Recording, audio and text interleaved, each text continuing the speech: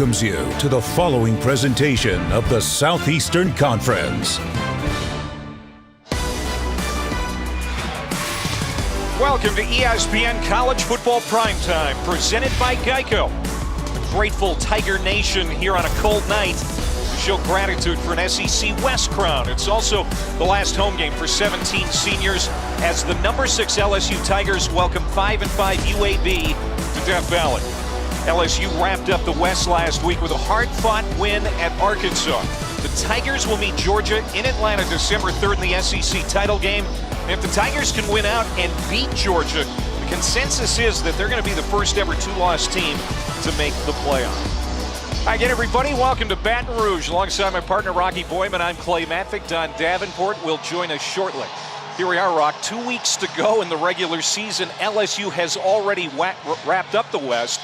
Can't say enough about the great job Brian Kelly has done in year one. I mean, go back to that opening season loss, September 4th, they had against Florida State. No one would have believed they would be in this position, but they are. They're playing really good football, and I think Brian Kelly's in the conversation for Coach of the Year. But look, let's face it, it's the great players LSU has that has them in this position. And there may be no greater player in the nation right now defensively than the freshman phenom, Harold Perkins. Okay, if I had $1, Clay, for every coach I talked to this week that said we've never seen anything like him, I'd be rich. This guy is exceptional. His explosion, his closing speed is out of this world, and they are now setting him up, putting him in position to make big plays for this defense. Yeah, he and that defense carried LSU last week in Fayetteville. Tonight now, LSU hoping to get Arizona State transfer quarterback Jaden Daniels and the offense back on track. For more on that, let's go down to Dawn. Yeah, Clay, when I talked to Jaden Daniels this week, he was honest and mature, and he shouldered a lot of the blame for their offensive struggles last week. He said they got away from fundamentals, and he felt like he should have done a better job of identifying pressures and putting them in protections where they could succeed. The message for this offense, pretty simple this week. It was refocus. We can't rely on our past success. Guys, expect them to keep it simple here tonight so Jalen can get back to playing fast. That's what he likes to do, get the ball out of his hands quickly into the hands of his playmakers. Let them go to work tonight. Yeah, we'll see if they can do that. That's certainly the plan. Thanks, Don. All right, they can't take the night off. We know that. We've seen some crazy games here today for some of the top teams in the country. No catastrophic losses yet. LSU needs to be ready tonight. Dwayne McBride, the leading rusher in the country, he plays for UAB. Yeah, this dude can flat run the rock right now. LSU's defense has really got to be on their game tonight. Dwayne McBride is special, right? Breaks a lot of tackles, good balance, great vision, but just running through arm tackles out there is what Dwayne McBride does best out here. It's kind of a cold, rainy night. Yeah, UAB is going to really lean on that run game, and I think they're going to see number 21 get the ball a lot. But look, between both these guys, kind of a two-headed monster between Jermaine Brown and Dwayne McBride, both these guys combined for 230 rush yards per game. Brown and McBride, and that running game of UAB, something LSU will have to contend with in the rain. Hey, the jambalaya is hot, so I think we're going to be all right. Got a football game coming up next. Stick around.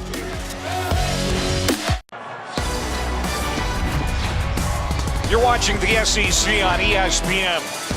Tiger Stadium in Baton Rouge on a Saturday night. Great place to be, even when it's raining.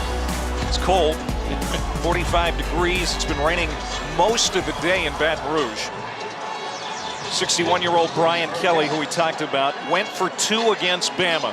And in that moment, won over Tiger Nation. What a story he has been in his first season down here on the Bayou. UAB interim head coach Brian Vincent took over in June for Bill Clark, who retired that back surgery. He's got his team 1 win away from bowl eligibility. Tonight's going to be tough, but he's got another game next week against Louisiana Tech. All right, so UAB won the toss. They deferred. LSU will get it. Here to start. Reese Burkhardt has it in the air. Noah Kane will take it at the 1-yard line for the Tigers, and he's going to get to the 20. He's knocked down at about the 21-yard line. So we talked about Jaden Daniels. Only a handful of players in the country, Rocky, lead their team in passing yards and rushing yards. He's one of them, the Arizona State transfer. And we kind of heard from Don what LSU wants to see from him tonight. How do you expect offensive coordinator Mike Denbrook to start getting him into the rhythm? To summarize it, he needs to let it rip, right? He was kind of conservative at the beginning of the year. Then he had a 3-game stretch against Bama, Ole Miss, and Florida where he really let it go, and then last week a step back. He just needs to throw caution to the wind, let it rip out there. On first down, gets it to Neighbors. And he's going to have it at the 25-yard line, a pickup of 4 on first down. Talk about last week, look, maybe it was cold. Arkansas's defense played pretty well, right? Coming off the big win against Bama, but they certainly want to get Jaden Daniels comfortable and this offense back in rhythm here tonight. Second down at 6, Neighbors goes in motion. Daniels to throw for the first time, and he's looking for Neighbors, and he's got it. Well, how about that start? Big play inside the 30-yard line at UAB, down at the 27. That's a gain of 47. That's what I'm talking about. Let it rip. Have confidence. You have a bunch of 4- and 5-star receivers running around out there. Give them a chance. Let them go to work. And he throws an absolute beauty to Neighbors. LSU's leading pass catcher. That's his 45th reception of the year, and it's a big one. And now they're going to get the tight end involved, Mason Taylor. That's his first catch since that big 2-point game winner against Bama. Yeah, let's go back and watch this one here. This is great. He's seeing the field, and he's pulling the trigger. So many times last week, there'd be guys open downfield, Clay. He was just hesitant to pull that trigger. Not on that throw right there to Neighbors. That's a great start. In the red zone. During their 4-game winning streak, LSU has scored on all 17 trips into the red zone, including 12 touchdowns. So far, so good here on the opening series. Daniels from a clean pocket to the end zone, and there's contact. We'll see a penalty flag intended for Jure Jenkins. Good coverage by Starling Thomas, the 4-year starter at corner for UAB. Great play defensively. And Jaden Daniels early on spreading the ball around. And great protection, good pocket. No need to panic in that situation. It's not a terrible throw. Again, let your wide receivers go make a play.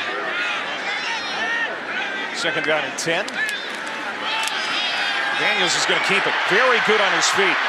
Takes a hard hit at the 10-yard line, falls ahead to the 9. It's going to be a gain of 7 for Daniels. And, he likes contact. And when we talked to Mike Denbrock, the offensive coordinator, he said he didn't mind seeing Daniels take some bumps early. And you often hear that. Players like to get in the game and get hit and get knocked around, get sweaty a little bit, just kind of gets them mentally into that game. And I think that really describes Jaden Daniels wanting to get in the flow early. John Emery in the backfield. I don't know how much we're going to see Josh Williams here tonight as Daniels goes right up the middle. He's going to be stacked up at the 6 and pushed back. And their number 2 running back, Armani Goodwin, out for the year with a knee injury. So expect a lot of number 4 in the backfield, as LSU did pick up the first down. So first down and goal to go for the Tigers. You mentioned Josh Williams, the former walk-on. He's been just fantastic the last couple weeks, but Coach Kelly said might not see a ton of him tonight, if any. Maybe just trying to get him healthy for this stretch they have coming up here, but he says it's going to be John Emery's night. First and goal, and it is Emery.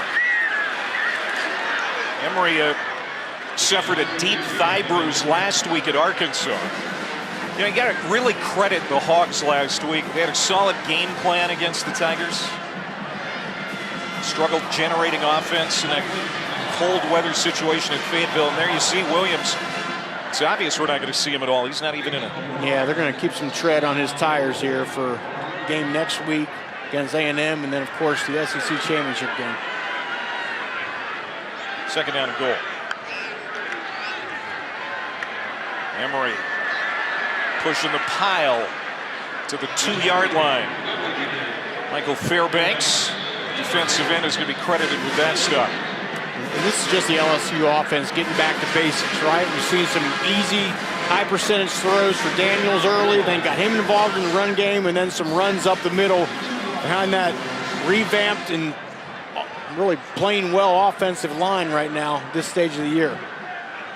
LSU trying to get out to a good start here tonight. Had some slow starts this year. Emery again, and he'll find the end zone. Touchdown, LSU. John Emery. His second rushing touchdown of the year. And a very good opening drive with the number 6 team in the nation. Yeah, I don't think Mike Denbrock could have drawn that drive up much better. Again, high percentage throws. You got your quarterback taking Daniels, confident with a deep pass, and then just runs up the middle, let that offensive line blow guys off the ball and punch it in for the touchdown. Damian Ramos coming on for the extra point.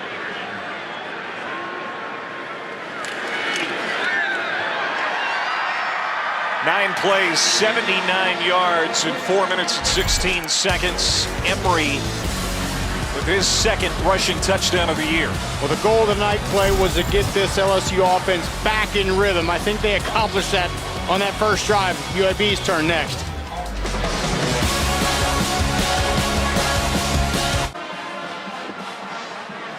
Well, 5 times this year, LSU's been held under 150 yards total offense in the first half.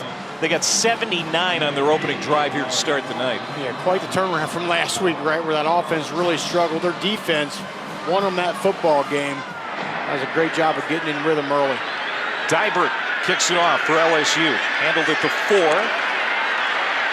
It's a good return. Jermaine Brown, the excellent running back, on special teams into plus territory and taken down inside the 30-yard line.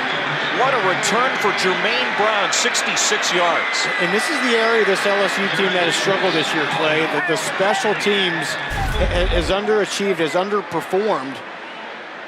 And this is, you see, look, obviously we've talked about Jermaine Brown, how explosive of a running back he is here, but he's playing running back, finding daylight, breaking tackles, cutting across grain. And I think that the depth of this LSU team, has forced a lot of starters. They're playing offense and defense, so there's not as many of those top-tier guys playing on those special teams units, and it's shown. So now Dylan Hopkins bring out the UAB offense. Dwayne McBride, the nation's leading rusher in the backfield, but they want to throw on first down. It's caught, and getting it inside the 15-yard line is Bryce Davis, the tight end. What you're going to see out of UAB, lots of zone runs, and then the play-action pass off of it. Get those linebackers, that secondary, they're all worried about the run. We got to stop Dwayne McBride, and then you boot off out of it and find an open tight end. Good job. 16-yard reception for the top pass-catching tight end for UAB. The other one is McDonald. And another reception inside the 10-yard line. It's another 8-yard play, as that one is caught by Shropshire. Second down. Yeah, Dylan Hopkins, third year in this system, has really done a nice job this year. And I think the key for Hopkins tonight is, look, don't hold that ball. Same thing. Give your wide receivers a chance. He's made some nice plays this year.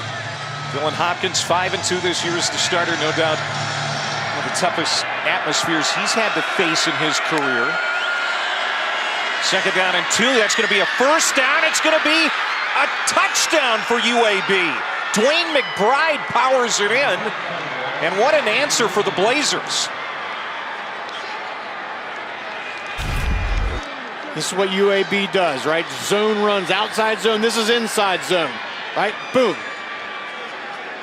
Just reads that thing, plants the left foot in the ground, and there was some push by those green jerseys up front against this dominant SEC defensive line for LSU. Now here's Matt Quinn coming on for the point after. And we are tied at 7. All right, let's go to Kevin Connors in the studio. All right, Clay, and it's time for our AT&T countdown to the CFP National Championship. After Dorian Thompson-Robinson ran for one and threw for one, Caleb Williams answers. Gets one of his own, his 7th rushing touchdown of the season. He threw a pick early, but that touchdown got his team back in the game. Battle of Los Angeles is a 14-10 UCLA lead. Clay? All right, Kevin and Sam, thank you very much. It's been an interesting day for those top teams in college football. Yeah, I mean, TCU stays alive. They go to 11-0, but that was a tough game late. Michigan won that thing late against Illinois. Ohio State, and that score, don't let that thing fool you. That was a game into the fourth quarter, so who knows? And so far here in Baton Rouge, we've got a game tied at 7. Big kickoff return for Jermaine Brown. Brings it back 66 yards to put UAB in great field position for their opening drive, and they go 3 plays, 30 yards for the score. There's nothing that injects some energy back in your team like a big play on special teams. That's exactly what UAB needed in that situation, and then they capitalized on it with the touchdown.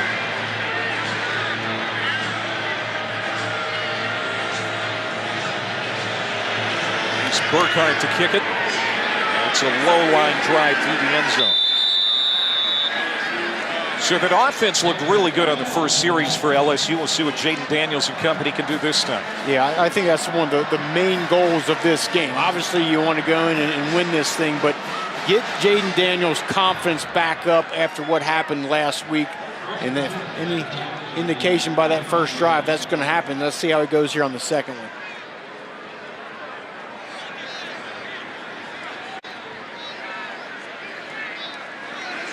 Daniels 3 for 4, 63 yards passing on the opening drive. Also ran a couple of times for 10 yards. We'll give it here to John Emery. What a good run for John. He's going to pick up 8, almost 9. So Brian Kelly was asked this week if they'd started prepping for Georgia at all, and he quickly said absolutely not. If we don't take care of business next couple of weeks, we're going to lose a lot. And he said when you're building a program, every week's an opportunity to grow. That's how they're looking at this tonight. Well, how do you prepare for Georgia? You come out today, get your offense back on track, and beat this team. It's proving to be tougher. Daniels sprinting out. He's going to get the first down. A little bit more as he works his way to the 40-yard line. That's a 7-yard run for Daniels. And we talked about it before last week at Arkansas. Things just did not come easy for Jaden. Passed for just 86 yards, threw an interception on the opening series. So far, things look much better for him, much more comfortable tonight. I mean, just his body language, right? He looks confident, looks just in a better place than he did last week. Over 8 minutes to go here, opening quarter. There's a shot downfield, and it's complete to the 42-yard line of UAB. They get the tight end involved. Actually, that's Jack Besh, sophomore receiver out of Lafayette, and he gets 19. I just like how decisive Jaden Daniels is being right now. He sees the open wide receiver. He's not hesitating. He's pulling the trigger.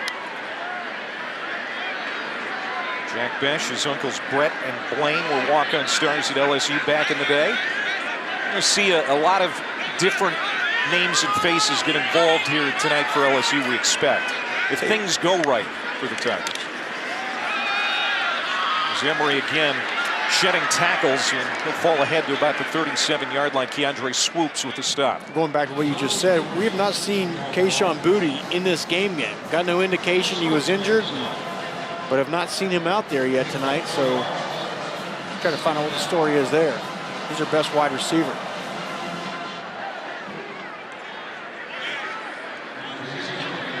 Second down at 5. Mason Taylor going in motion, the tight end. Daniels trying to swing it out, and that's batted down in the backfield. Getting a hand on it, Drew Tuazama, the defensive tackle. He is a huge man, 6'5", 275 pounds, transfer from Syracuse. Looks like he could play in the SEC, right? Those big bodies on the D-line. It's a good job of just, you got that kind of height. Put that big ball up there and knock it down. But here's the first third down opportunity for Jaden Daniels tonight.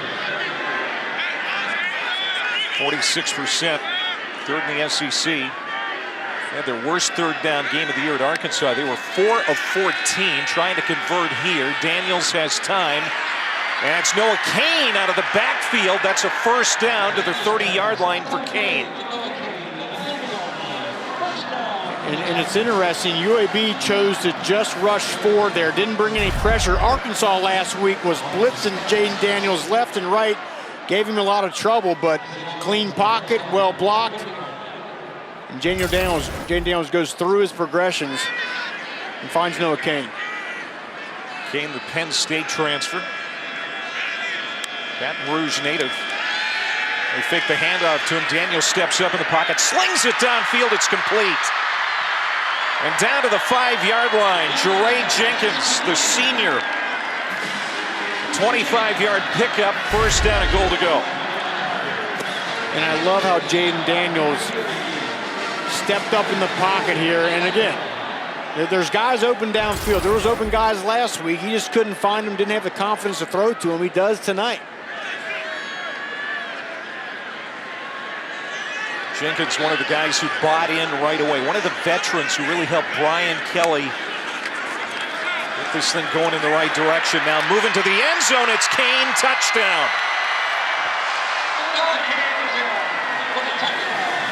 Five-yard run for Noah Cain. His 5th rushing touchdown of the year. 2 series, 2 scores for LSU. This is just mash them up. SEC football right here. You get the center and guard with the double team. Cain just kind of hides right behind it and then explodes in the end zone for the touchdown.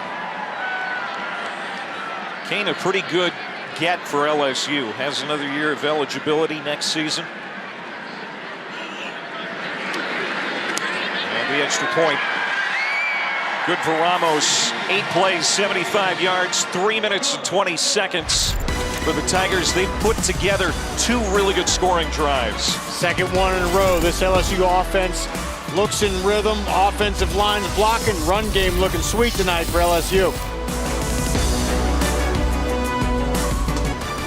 ESPN College Football Primetime is presented by Geico. Switch today and see all the ways you could save. And in part by Lincoln Financial.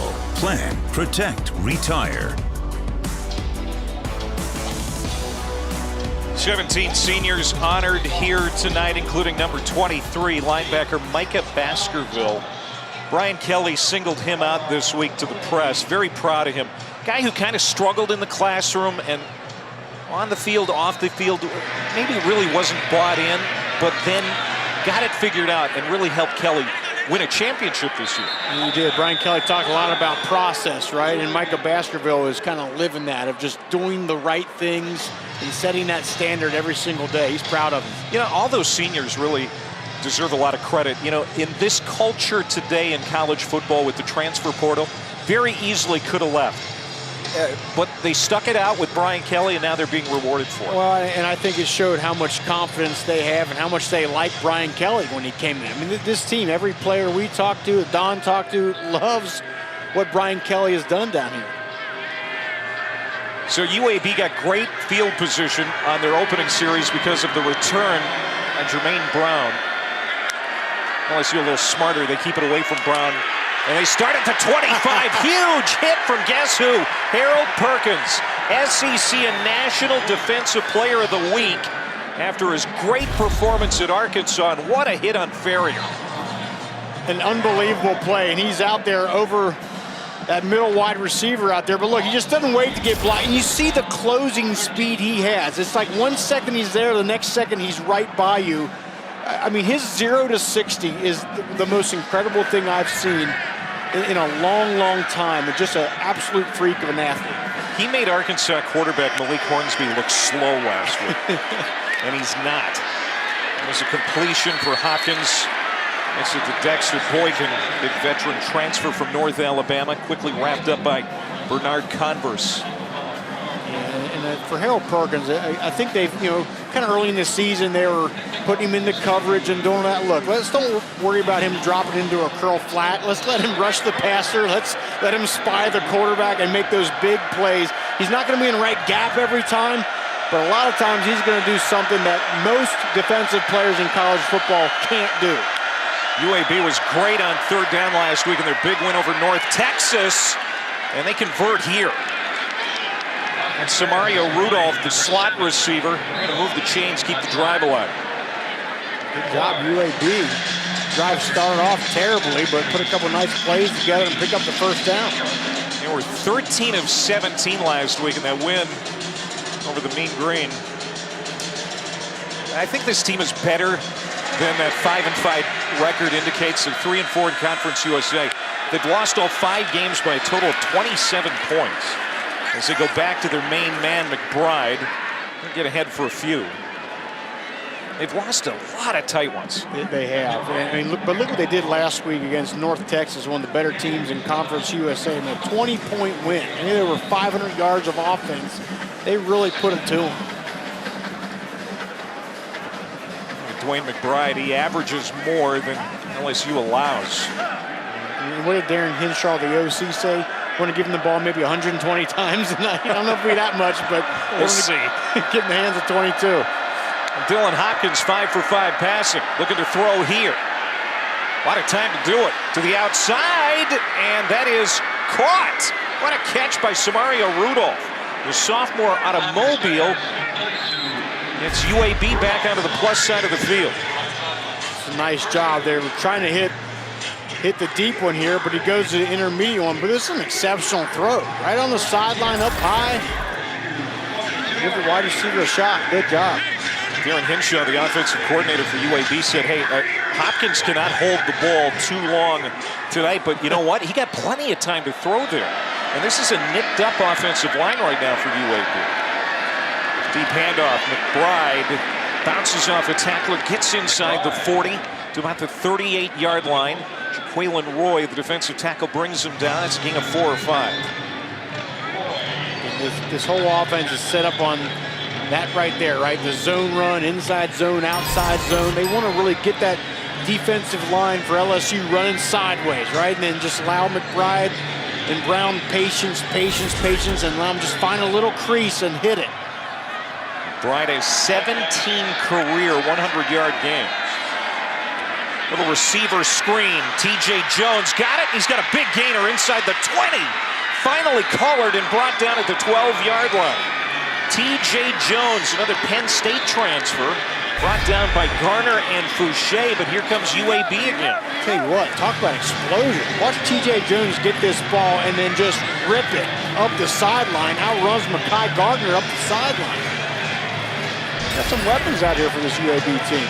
It's a gain of 27 yards for the Blazers, who have come here to play. And look at Dylan Hopkins. Yet to throw an incompletion.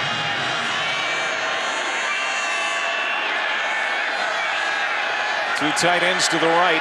Hopkins sprinting out that way. He'll throw on the run. And that's caught inside the 10. And that's Shropshire, their #1 pass catcher. First time we've mentioned his name. Good job of getting Hopkins outside the pocket, but that's his 8th completion. He's not had any pressure on him at all tonight by this LSU defense.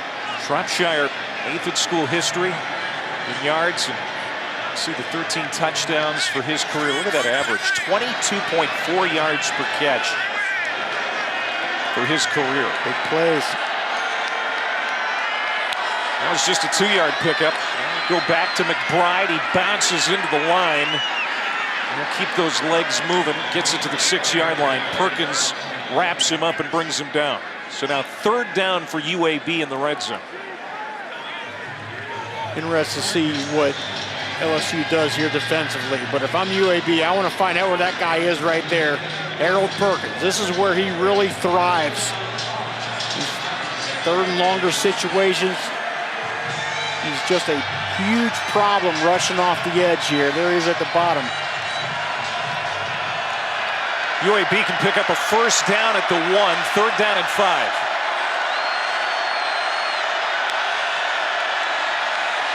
Hopkins, he's in trouble and down he goes. Ali Gay on senior night. Man, has he had a great 5th-year season. And it's likely going to be the last play of the first quarter.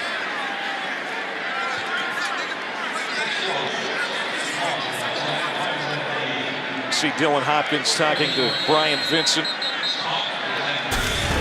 Just didn't work the way they had planned. And so UAB will be attempting a field goal when the second quarter starts here in Baton Rouge.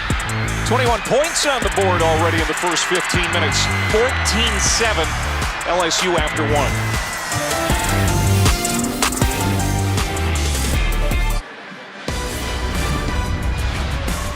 You're watching the SEC on ESPN this Saturday night in Death Valley. UAB stopped on 3rd and short, and there's Brian Vincent, interim head coach and play caller. He made it clear to us this week he wants to be the permanent coach of this program come the end of the season. Good performance tonight would go a long way. Matt Quinn from 29 yards away, and he got it. So UAB scores on its first 2 possessions, and it's 14-10. Just underway here, second quarter in Baton Rouge.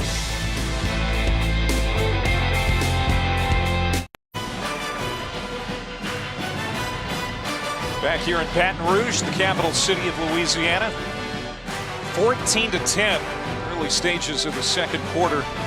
The rain has started again. They told me it never rains for an LSU home game. Was that differ. right? That's what they said. Well, I'll tell you, UAB's trying to rain on LSU's parade here tonight. LSU's got some big aspirations. And so far, UAB has scored on their 2 possessions. Now LSU fixing to get it back for the 3rd time. It's going to bounce into the end zone. Well, tomorrow, men's basketball. First ever meeting between number 4 Kentucky and number 2 Gonzaga. Last season's National Player of the Year, Oscar Tshiebwe, leading the Wildcats against Drew Timme and the Bulldogs in Spokane.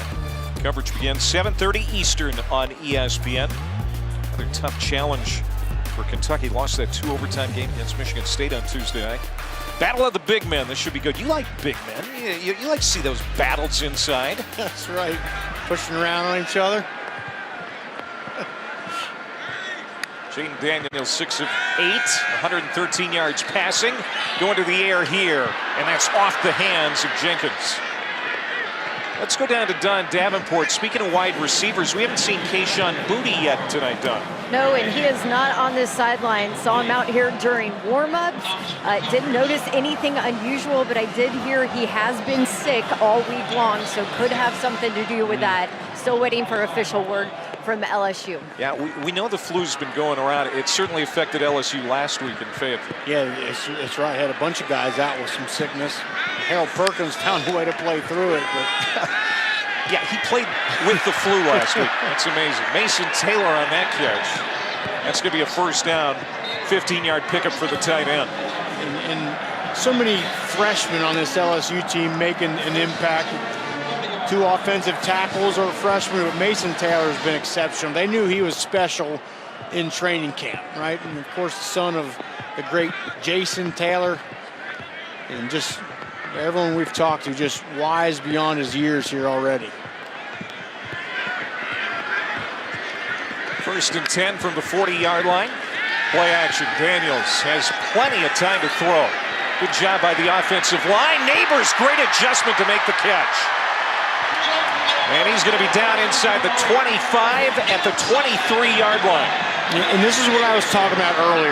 You know, just give your wide receivers a chance. This is not the best throw in the world, right? But it's in the area, and you got a guy like Malik Neighbors who can adjust the ball to the ball in the air. Look, he just turns around. Okay, give him a shot. Get in the vicinity, and these wide receivers are going to make it happen. Daniels feeling the pressure, just sensed it on his back. He's able to slide ahead, but he's going to be dropped for a loss of 1. Now this is pregame. Kayshon Boutte trying to get loose. And you heard Don's report. We haven't seen him yet. Yeah, haven't heard any word from LSU on what the story is, but he's a guy that'll really miss. Now the rain really coming down hard.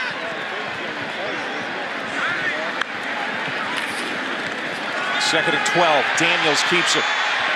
Trying to cut the edge. And he's going to be forced to the sideline.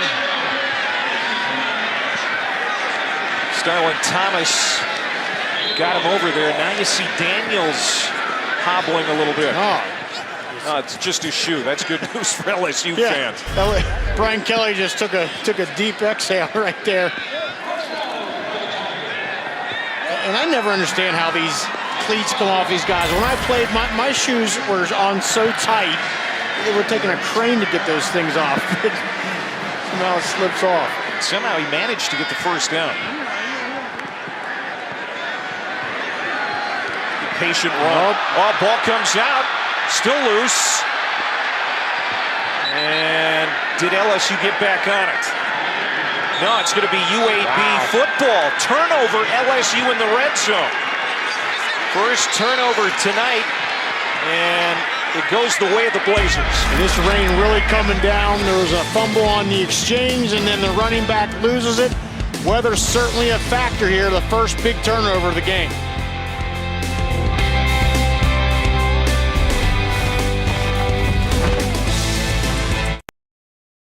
Let's take a look at today's Capital One rewarding performance update. Acho, Antoine Wells in South Carolina just keeps scoring. South Carolina's been offensively explosive, unable to stop this play. Tennessee's defense gave up 42 points. 10 touchdowns, 3 punts in the game. Clay? All right, guys, keep us updated. Meanwhile, back here in Baton Rouge, off the turnover. UAB's got it back. It was knocked away by swoops. Noah Wilder, the heartbeat of the defense for UAB the last couple of years, recovered it. About 8 guys touch this ball, and Don, it is really coming down out there at the moment. Hardest, it's rained all night, but guys, UAB used to it. Talked to their head equipment manager. This is their 3rd heavy rain game this year. They have it down with insulated ball bags. They checked in 20 balls tonight to be able to have dry ones. Yeah, that's certainly an advantage, and also the fact they like to run the football bodes well. First penalty of the game. Go against UAB. They're averaging 7 per game, most in Conference USA. And here's what UAB is doing. They've put a backup offensive guard, Eli Ritchie. He's wearing number 91. He's playing a tight end position, so they're getting some bigger bodies on this field to try to control that line of scrimmage. It's a thin O-line, too, for UAB. Center Will Reichert is out. Tackle Trey Badowski is out. That pass is incomplete. Intended for Shropshire. First incompletion for the junior quarterback Dylan Hopkins tonight. And Hopkins didn't have a great grip on that ball. It came out of his hand a little bit funny. As you can see, he's looking at his hands and trying to find something he can wipe off and get a dry hand on it here, but obviously the pressure in his face there by Fouché helped also. Here's a big opportunity for LSU to maybe slow down this UAB offense and trying to get some momentum, because UAB's a lot of confidence right now, hanging around here with the number 6 team in the country. Pass is complete, but well short of the line to gain. It's going to be a 5-yard reception. Terrell McDonald short, about 4 yards, and now you can see Brian Vincent not happy. Yeah, he knew when you get an opportunity like that to get a turnover, got to make something out of it, and they're going to go 3 and out. Great job by this LSU defense stepping up. Defense that held Arkansas to a season-low 10 points and 237 total yards last week. And here you got UAB already with 10 points on the board. They're going to punt it here for the first time. Kyle Greenwell from the end zone. Gregory Clayton back to return. Backing up. Has it at the 37. A penalty flag is down. And so is Clayton at about the 43. 50-yard kick for Greenwell. Now we'll see what the flag's about. The side judge launched that flag about 35 yards in the air, I think. See what the call is. Greg Clayton, a UTSA transfer. He's kind of brought some stability back to that punt return unit. It's been a problem at times for LSU this year. Yeah, it certainly hasn't given them the advantage they've wanted. Right? You've got to win that special teams game.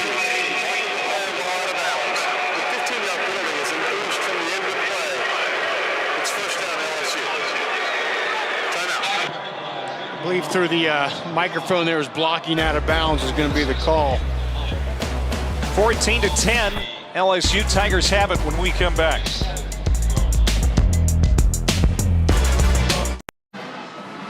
UAB in this football game with number 6 LSU with 10:36 to go in the half. 14-10 Tigers. Let's go back to 2000. Boy, LSU fans are going to hate hearing about this. Some of them remember it. Brett Gallego, the 32-yard game winner for UAB, 13-10. The final. Nick Saban called it his most embarrassing loss at the time. That was his first year at LSU. Of course, he'd right the ship, got him to a national championship game and a win in that game 3 years later. But UAB trying to do something similar here tonight.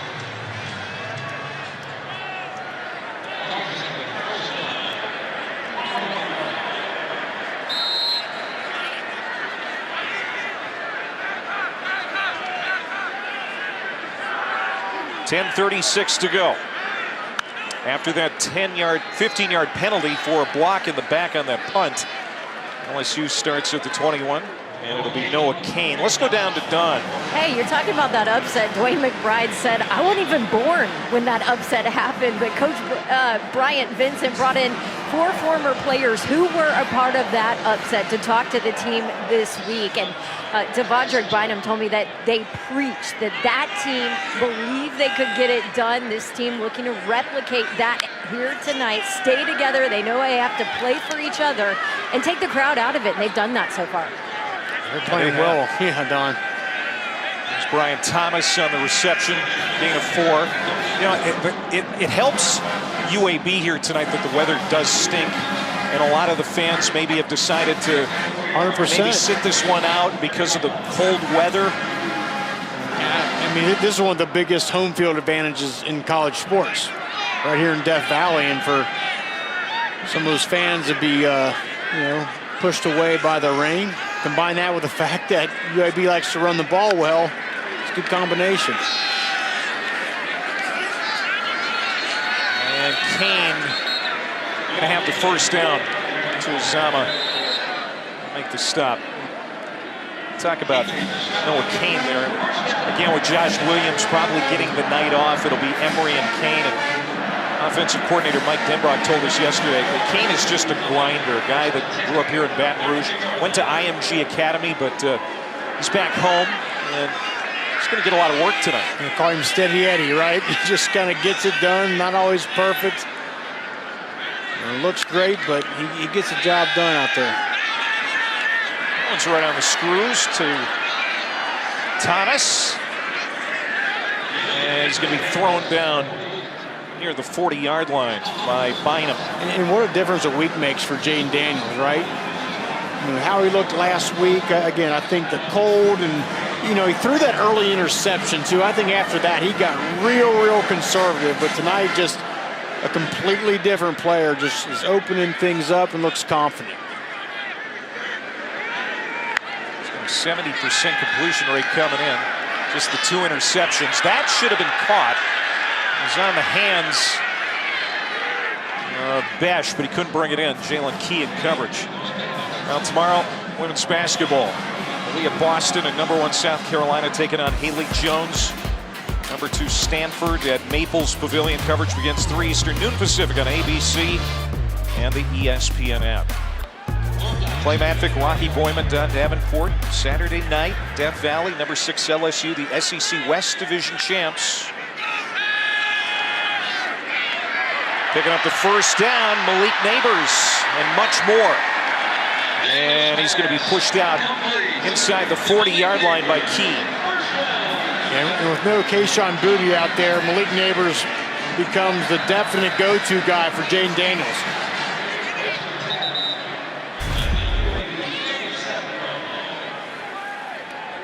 Good job just getting him outside the pocket, getting a clear line of vision, and Malik Neighbors has no one around him, and again, pulls the trigger quick, gets the ball in the hands of the wide receiver.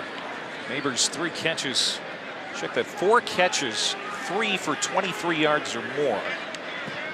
And Starling Thomas, 4-year starter at corner, is on his knee. He's our fastest player and Former Alabama high school 100-meter champ. Ramsey High School in Birmingham. Yeah, he's their best cover guy, man-to-man. You know, David Reeves, the defensive coordinator, was talking about that this week when we spoke with him. Certainly like to get him back, but we'll see what happens here. I think just kind of a little friendly fire. Ran to his own guy there.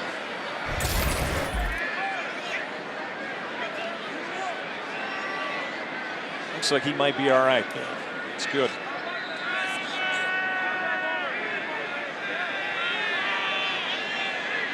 So first down and 10. Jaden Daniels and this Tigers offense, which has put up 261 yards total so far. I'd like to see him continue to get Mason Taylor, the tight end, involved. He's third from the top there.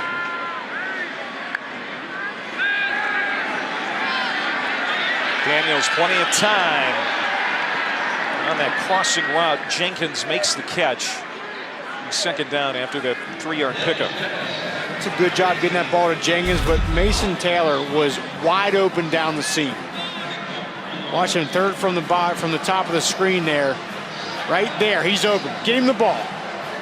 And, you know, that's the thing. We saw that a couple times last week. There's wide open guys down the field. If he sees it and lets it rip quick, and he missed that one and missed a big play.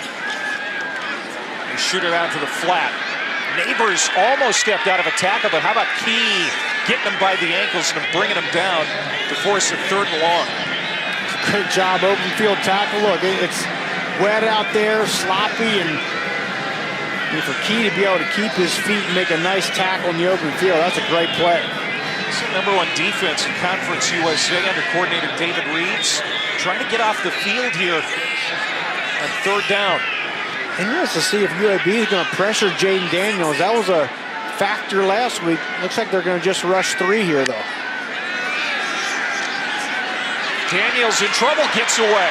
Takes off, he's got a first down inside the 20 and down to the 11-yard line. What a run for Jaden Daniels, 23 yards to keep the drive going. And that's what happens when you just rush 3. Yeah, there's 8 guys in coverage, but there's so many open lanes. And it just takes a little sliver, bang, and he is gone. Just rushing 3, those interior rush lanes can open up so quickly, and Jaden Daniels just hits it. There's Key again making another tackle on Kane. And Jaden Daniels, that's what gave David Reeves nightmares, he said. Try to game plan for a quarterback that can do that to you. Yeah, and he's a guy you got to put a spy on. They got a couple great linebackers, Noah Wilder, Tyler Taylor, but I don't know if it takes an exceptional athlete to spy number 5.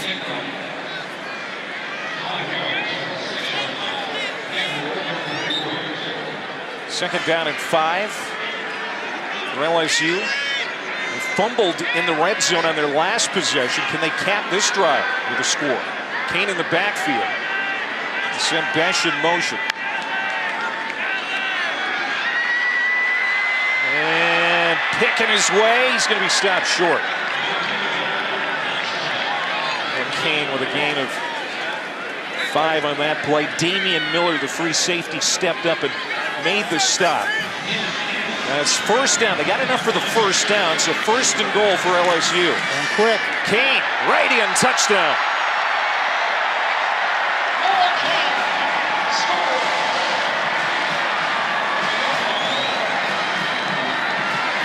That's the 2nd touchdown for Kane tonight.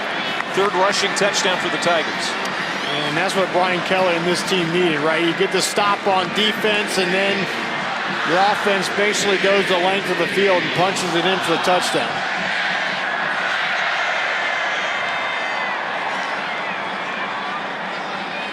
A big play. Jaden Daniels with that run after the pocket collapsed on him to keep that drive alive.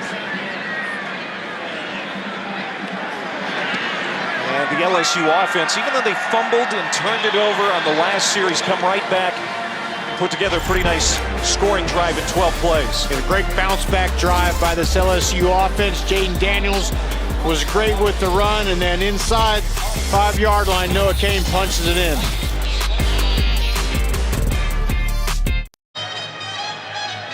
ESPN College Football Prime Time presented by Geico. 21-10. LSU with 5:20 to go in the half. Here's the drive chart for the Tigers. Fumble in the red zone stands out, but otherwise, are you seeing what you were hoping to see from this Tigers offense? I am. I'm seeing Jaden Daniels uncork that thing, right? He's getting the ball out of his hand. He's being decisive. He's allowing his playmakers to make plays. The only one I've seen him miss was he had Mason Taylor, tight end, open wide down the field. Outside of that, he's been good. UAB's already had one great kick return tonight. That was Jermaine Brown. This time Starling Thomas pretty good. Jenkins brings him down, but it's a 23-yard return. And UAB will have it at the 26-yard line. Jaden Daniels' numbers 13 of 17, already over 200 yards passing. He's run it 6 times for 50 yards.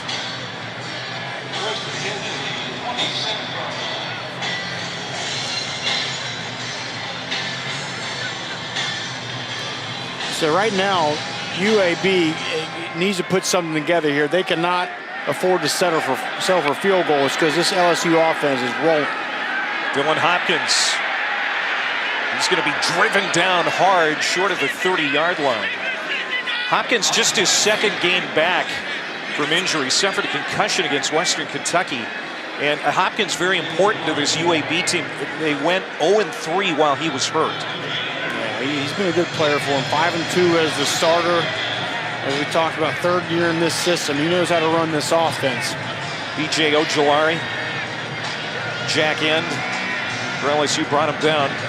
Talk about a guy who's been playing with his hair on fire lately. It's number 18 for LSU. He is what they call a dude. He's a big-time football player out there, an anchor of this LSU defense. And some movement.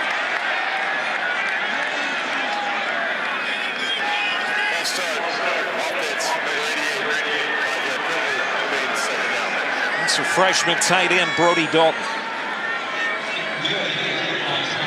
Looked like a little movement on the line by LSU may have caused Dalton to jump there. UAB is going to join the American Conference next year. Big question is who's going to lead the program, Brian Vincent or somebody else. 2nd down and 15 now for the Blazers. Play action. Hopkins has a man wide open. And it's caught by the tight end, Damus. That's a big gainer up that far sideline near midfield. Again, it's the run, then the play action pass. And you'll see the linebackers for LSU get really sucked up into that line. Watch 33 and 30. They're coming downhill. They want to stop this run. And then there's nobody out in the flat there for the tight end. That's an excellent job of execution there.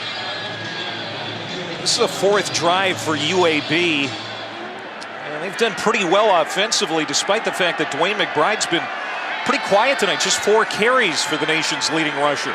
Now he'll get it. Out in the flat as a receiver, Dwayne McBride. Pretty good hands. In fact, NFL scouts really like his hands. It's going to be about a 5-yard pickup. Yeah, that's something they like to do. Look, just get him the ball any way you can, right? He's one of your best playmakers, one of the best rushers in college football, and just keep this defense off balance a little bit. Just his 2nd catch of the year. Darren Hinshaw, the offensive coordinator. Brian Vincent, who's the play caller, mixing it up a little bit. Now McBride doing what he does best, staying on his feet. He's got excellent balance, but just able to get back to the line of scrimmage, and that's all. So it's 3rd down. Great job. I think that was Perkins shooting through there, causing the disruption. He's the one that caused that ball to bubble out, and then the cavalry came. Number 4, he's just on the edge, shooting gaps, making plays.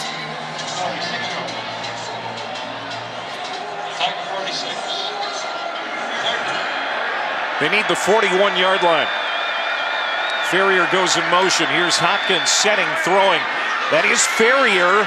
Did he make the grab? Penalty markers all over the field. Officials are coming to talk about it.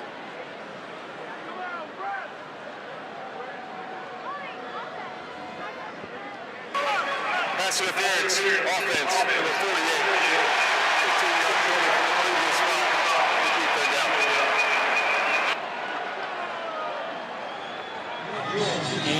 And it looked like it was a pick route sort of situation, and I think they're going to get Damus on the penalty. There he is, the inside receiver.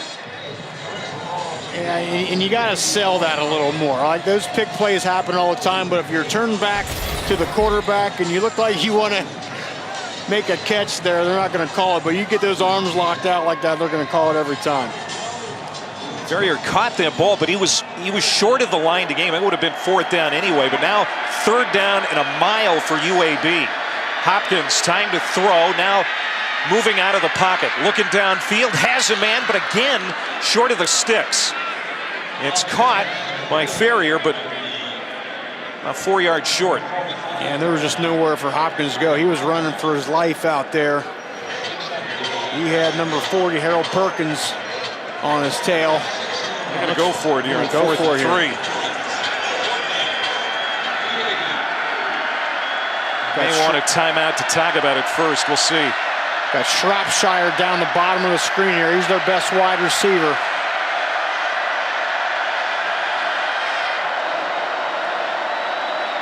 I think Brian Vincent is going to take the play clock down and then call timeout. This is a really good team on 4th down. 57%, second best in Conference USA.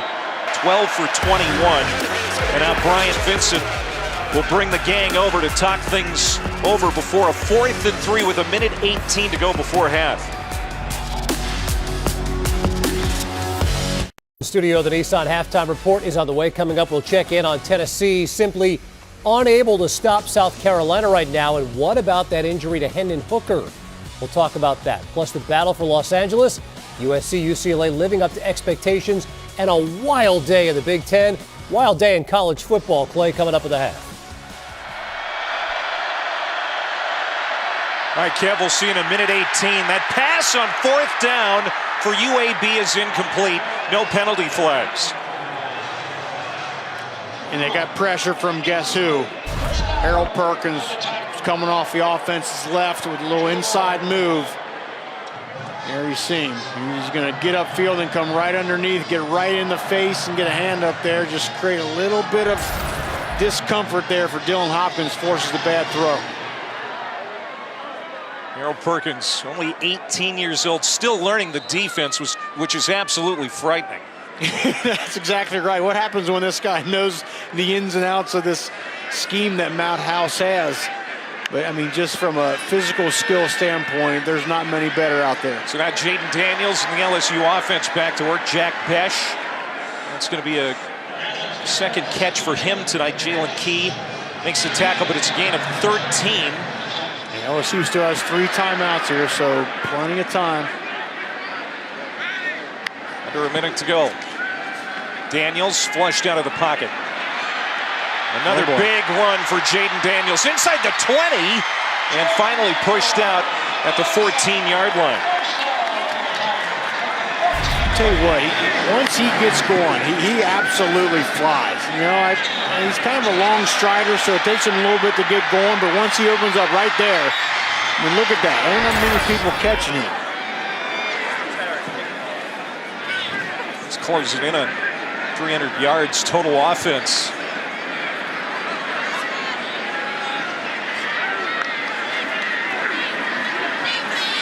Daniels, little shoot to the tight end Taylor, and he dives for the pylon. Did he get in? I'm going to say no.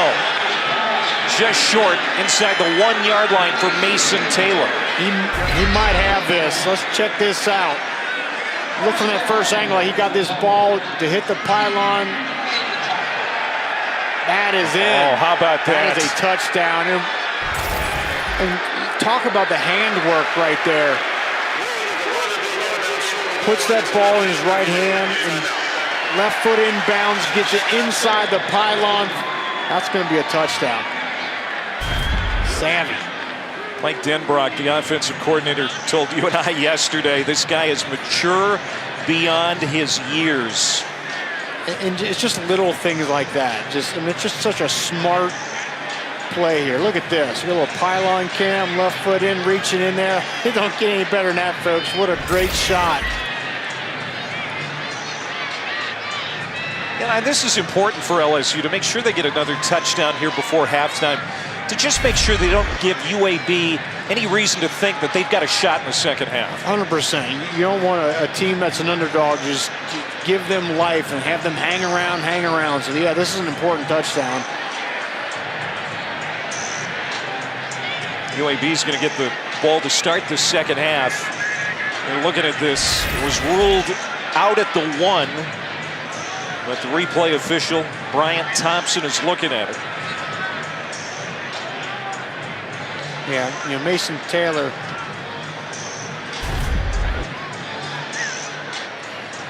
Let's take one look at this here.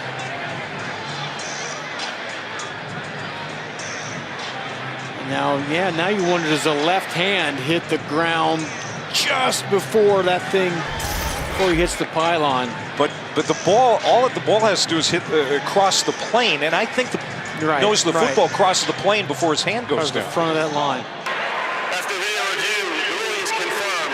The runner was down with the ball a half yard short of the goal line. First down. There you go.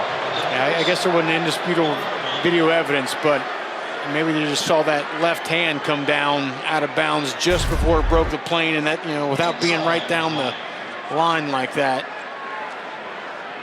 See, like right there, I thought it was.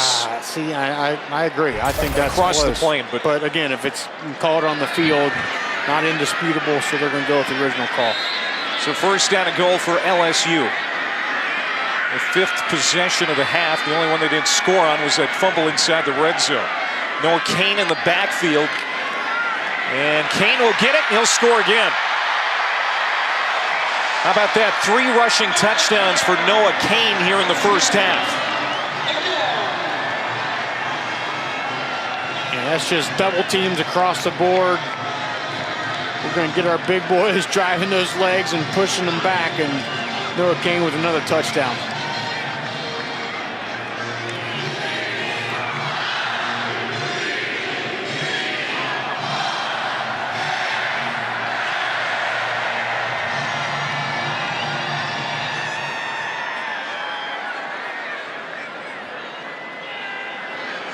Now Damian Ramos on for another PAT.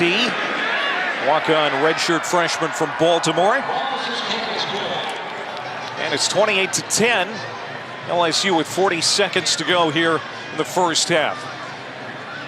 Let's take a look at the Taco Bell Live Más student section. A little cold tonight. Student sections across the country competing to be the Live Más student section of the year all season long. Let's be honest, a late start tonight, 8 o'clock local, 9 o'clock Eastern time, and the weather not cooperating. I know it's senior night. I know that it's the last chance to see the Tigers at home, and they're celebrating an SEC West championship, but the weather has been brutal here today. Yeah, so they're not used to this down here, especially this time of year with, again, the rain, but then the cold temperatures on top of it. 356 yards total offense for LSU, and Jaden Daniels, all in all, very good moving this offense up and down the field. I think, again, if you're Mike Denbrock, this is exactly how you want this first half to go. He's been decisive with his passes. He's gotten everybody involved. His tempo's been good. He's, of course, run the ball well. This offense looks great. And we'll see how aggressive Bryant Vincent is with this UAB offense with 40 seconds to go and a couple of timeouts. Difficult circumstances for Bryant and that staff this year, hoping to get bowl eligible for the 7th straight year. Bill Clark again retired in June after developing severe back issues. Just 54 years old, but had to have spinal surgery. Like you said before, he's left the door open. He might want to coach again. I think he's rooting that Bryant Vincent is going to get the job to replace him. Yeah, Clark is going to coach again somewhere, but I think, as we talked about, Bryant Vincent definitely wants this job permanently. A pass on first down. They get it across the 30 to the 32-yard line. That's Shropshire. Gotta hurry up here. A lot of time to waste. Second down. Wasting a lot of time. Hopkins to the outside and deep, but it's overthrown, incomplete. That'll stop the clock with 14 seconds left. Intended for Palmer. It took a lot of time there getting to the line. Still do have the 2 timeouts here, but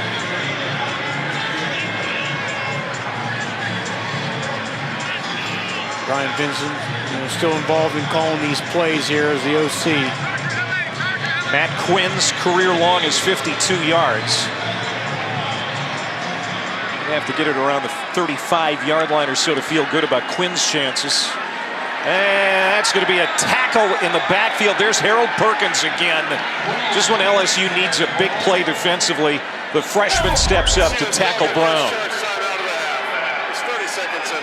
Just again, the inside move, and the offensive tackle just doesn't have a chance. Up and under, slip, and then again, the closing speed is just out of this world, Harold Perkins.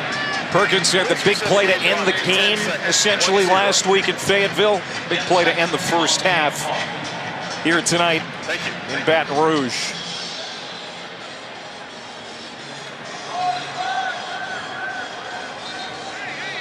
Well, Tuesday, we're going to have the exclusive reveal of the next college football playoff top 25 rankings. Reese and the guys are going to break it down. We'll get coaches' reactions, plus a live interview with committee chairman Boo Corrigan. It's at 7 Eastern time. The SEC currently has 3 of the top 6 teams in the college football playoff rankings. LSU number 6. So the league is well positioned, Rocky, to get 2 teams in again. Second year in a row, 3rd time overall. But as Kevin said, Tennessee's in big trouble right now. Yeah, I know. That's kind of a shocker, too. Hendon Hooker may be hurt. Gonna let this bounce. It's gonna take a UAB roll to the 26-yard line, and LSU is gonna have no time. Gonna let this run out. Teams heading to the locker rooms, 28-10. LSU leading at the half.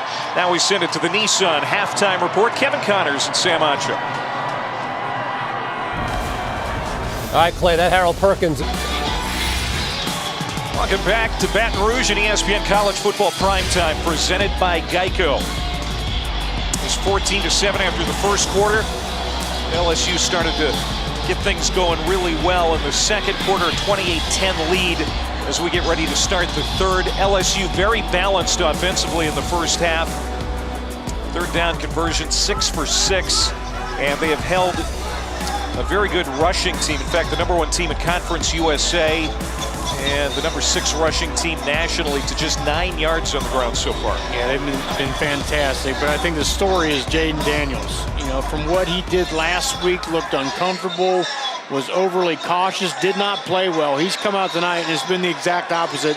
He has over 300 yards offense himself in just the first half. Dybert kicks it deep. UAB will have it at the 25. Let's dig deeper into Daniels. He got protected really well by an offensive line that's not even playing full strength tonight. Yeah, it really did here, but defensively, Harold Perkins started things off and was just fantastic. We hyped him up to begin the game, and he just made plays all over the place here in this first half. And you see, just shooting gaps, just making things happen back there, causing chaos. And look, you need guys on your defense that play in their gaps, but you need some erasers out there to just go run around and make big plays, and that's what 40's done tonight. Hopkins, I almost had that picked off. That was Baskerville that got a hand on it. Let's go down to Don Davenport. Hey guys, UAB's head coach Bryant Vincent told me that they've got to keep fighting. That was his message at the half. Still 30 minutes left in this ball game. He felt like offensively they have some opportunities to move the ball, but every time they do, they shoot themselves in the foot with penalties. They've got to clean that up. Now on the other side, LSU head coach Brian Kelly clearly happy with his offense. His bounce back tonight, said Jaden Daniels has seen the field well, getting rid of the ball quickly. Guys, not too much to complain about when you haven't punted the ball. Yeah, no doubt about it. No, that was their goal. Their first priority tonight was to get this offense back on track, as that pass intended for Shropshire is incomplete. I think they can check that box. Absolutely, and the offensive line, too, is just providing a nice pocket for Daniels. He can feel comfortable back there. And last week, that pressure was in his face, and I think that's made him a little bit gun-shy. But here for UAB, Brian Benson didn't mention it, but they got to find a way to block number 40 because he's just wrecking this game. There he's in the middle right now. UAB's only converted once on third down. Deep pass, Hopkins. It's tipped up in the air, and it lands incomplete. Good coverage by Jark Bernard Converse. That was intended for Palmer, so it's fourth down, and the Blazers will have to punt. Good job, LSU's defense, not allowing this UAB team to get some momentum coming out of half, shutting it down and forcing another punt and get the ball back to their offense.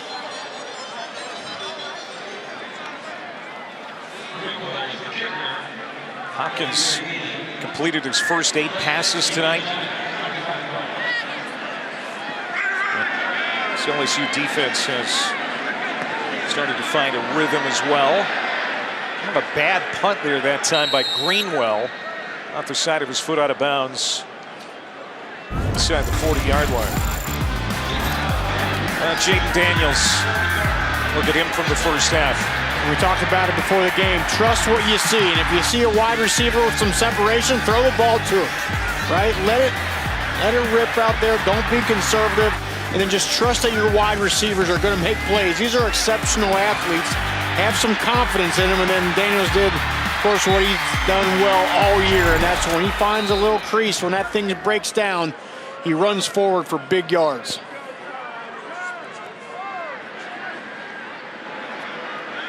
Already over 300 yards total offense for Daniels, but they're going to run it with John Emery here to start the half. John Emery, Noah Kane, they've been the guys we've been seeing in that LSU backfield tonight. Josh Williams, we were kind of told by the coaching staff, likely going to get the night off. Well, that's indeed the fact, as he's not even suited up.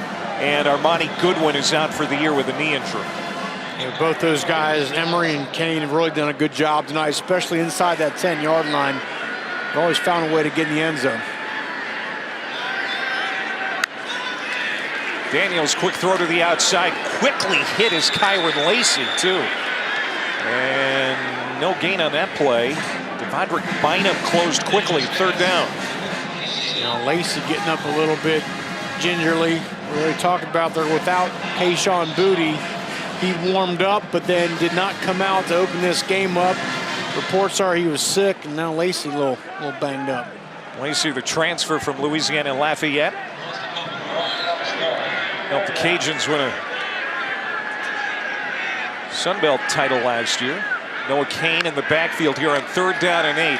Pressure. Daniels, a strike for a first down to Neighbors. Another big play for Daniels, and he hits a receiver for a first down. This is one of the few times tonight UAB has brought pressure. They bring the 2 linebackers right up in his face, but look, he just stands confidently in that pocket, doesn't get rattled, and finds Malik Neighbors. That's a great job.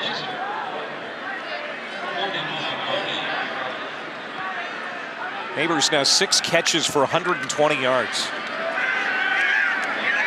On the sprint out, tight end Taylor. Man, he looks smooth. You know, he doesn't play on the defensive side of the ball like his dad. But he looks like a natural tight end.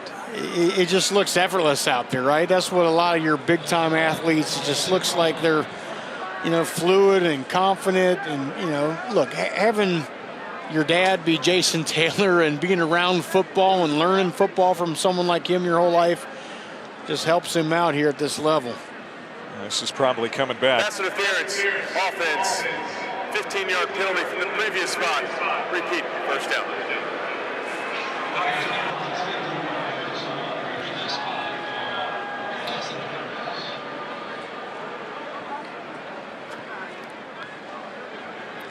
And Mason Taylor just not going to play on the defensive side of the ball, wants to make it his own way here. But I think it's up top here you're going to see, you know, the contact down in the field before the little pick play here before Taylor had even caught that ball. Jack Besh, culprit on that. Second penalty against LSU tonight. They've both been of the 15-yard variety.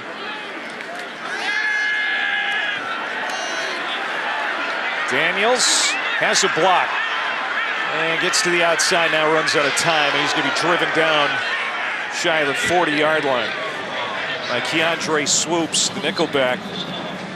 Now Daniels is helped up. A little jawing down there between Swoops and the LSU offense. That was just a good job of UAB on the back end. Jaden Daniels had a ton of time, but there was nowhere to go with the football anywhere. Good job just kind of stringing that thing out and then also not allowing Daniels to break through when that thing broke down there. LSU needing to win out to keep their college football playoff hopes alive. Leading by 18 here in the early part of the third quarter. Neighbors goes in motion. Daniels looking to the right, now flushed out of the pocket. Looking to throw on the run, but he's caught. Tyler Taylor is going to swing him down. The LSU transfer. Boy, you know this game means a lot for Taylor.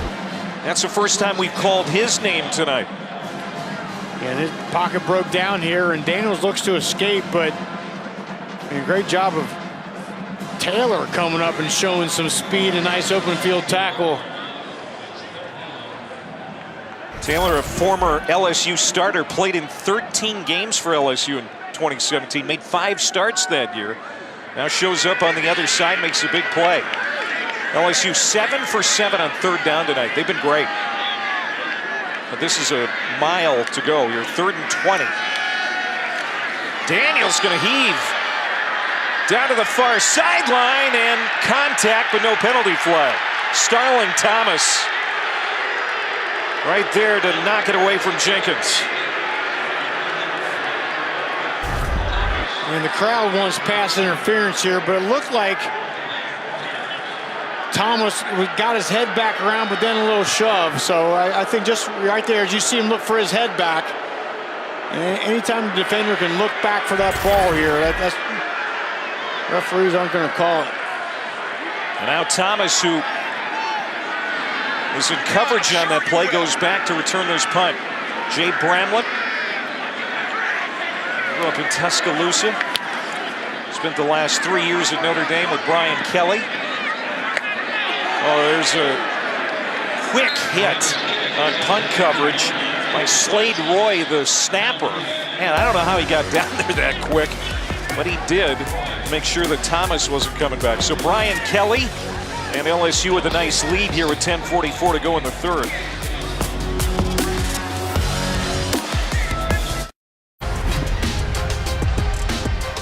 Back in Baton Rouge, you're watching the SEC on ESPN.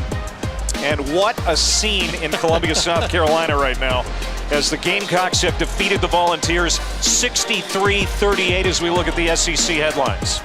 And if you're an LSU fan, you're saying that puts us in the 5 spot, does it not? Both teams have 2 losses, and I know what folks are going to say. You know, Tennessee beat LSU, but that's a bad loss. Oh, it's an awful for loss. Tennessee to lose to South Carolina like that. And, you know, can't forget about the Commodores. Last couple weeks, they beat Kentucky last week, Florida this week. And then, I mean, Arkansas bouncing back after LSU beat them last week and jumping all over Ole Miss. Quite a day in the SEC. Now, I think that's good news for LSU fans. I think Certainly so. the ones here in the stadium reacting on the Jumbotron when they saw that go final in Columbia. Now, depending on what happens with USC, UCLA, maybe USC jumps in that 5 spot. We'll see. But I think LSU is going to make a big case if they can make it out of this game with a win. Now, this LSU defense under defensive coordinator Matt House doing a really good job against this UAB running game tonight. It really has. They've not been able to get in traction at all. I mean, this is a run offense that's been able to run at will over every opponent this year, and LSU's suffocating them right now.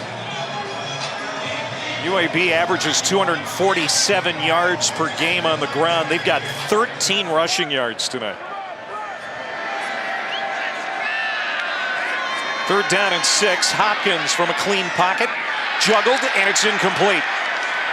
In and out of the hands of Fred Ferrier. Redshirt freshman out of Frankfort, Kentucky, can't bring it in. So Hopkins and the UAB offense come up empty again, and the punt unit comes out. And Farragut was well short of the sticks, but just nice closing speed by the nickelback Sage Ryan.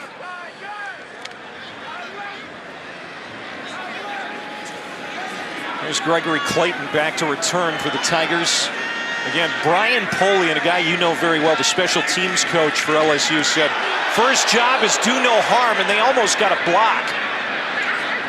Clean catch by Clayton. That's the most important thing, but how the punter, Greenwell, got this away, I'll never know. We'll see how this worked out here. It looked like it's clearly a block somehow.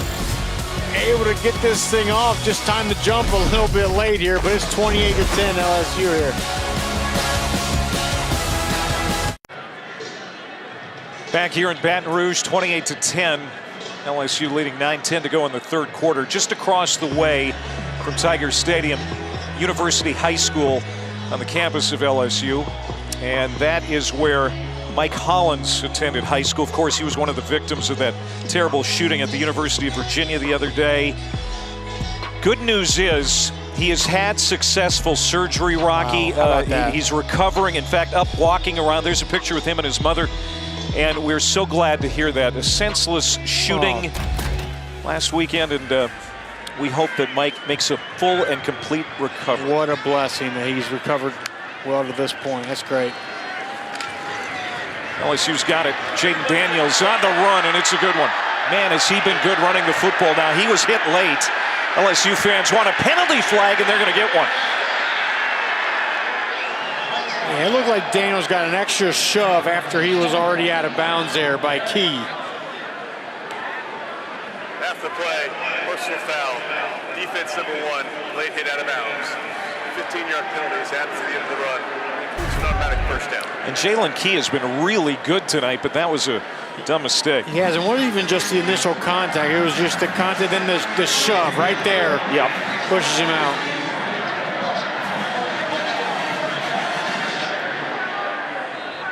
UAB coming off its best game of the year defensively, held North Texas, #1 offense in Conference USA, to just 264 yards in that win last week.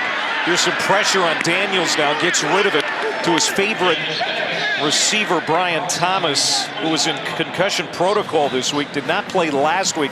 Good to see him back running around. I'll tell you, but that was a really good job there by Daniel, because I saw him go through some progressions. He was looking 1 to 2 to his left. It wasn't there. He had pressure. He rolled back out and found another option off to the right. That's the kind of stuff that Brian Kelly and this offense has really wanted to see out of Daniels. That was a great job. Back to Kane. He'll pull it inside the 20-yard line. Gain of 5 for the Tigers. 3rd down and short coming up. Well, if you're heading to the SEC Championship game or looking for something to do December 2nd and 3rd in Atlanta, stop by the Dr. Pepper SEC Fanfare. Live music, giveaways, games. Marty and McGee there. SEC Nation will be live at noon Eastern. All kinds of fun at the Georgia World Congress Center. I know a lot of LSU fans are going to be in town for that championship tilt. Sounds like a party to me. Good time. 3rd down and 1, and there's Kane. And he's got it. Of course, Kane tonight, 3 touchdowns all in the first half. Yeah, he's been great, especially down this area of the field. Of course, a lot of credit goes to this offensive line that's been revamped, right, since the beginning of the season. 2 freshman offensive tackles playing well. I think really, Brian Kelly has seen those guys. And, there's Emory Jones. And all those guys have done a great job as this season has moved on. Number 77, Marlon Martinez, got the start at center tonight for Charles Turner, who's been a little nicked up. Daniels running to the outside. He's got the first down, and he's pulled out late again. And there are more flags. And again, it was Jalen Key. Did he do it twice on the same series? Look, it's tough for Key. I mean, you got Jaden Daniels, who's one of the best runners out there. Explosive athlete. It's just hard to pull up. He just kind of continued with the tackle after Daniels was already out of bounds.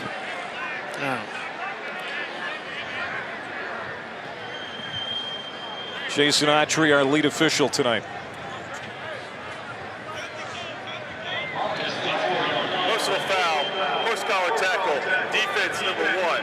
The penalties half the distance to the goal from the end of the run. It includes an automatic first down.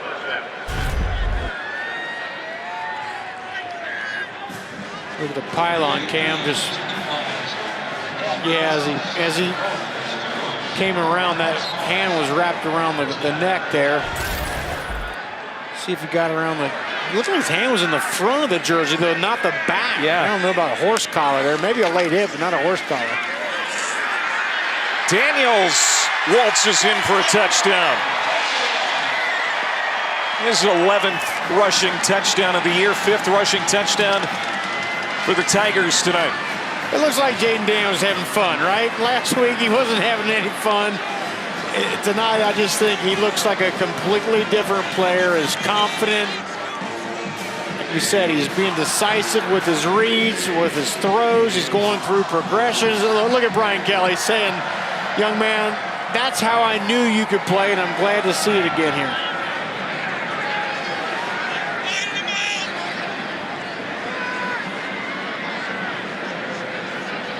Also helps that he's only been sacked once. Last week he was sacked 7 times. The Hogs weren't very friendly to him.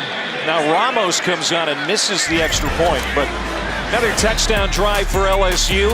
6 plays, 57 yards, and a 2-minute span in 20 seconds. And it's now 34-10 LSU.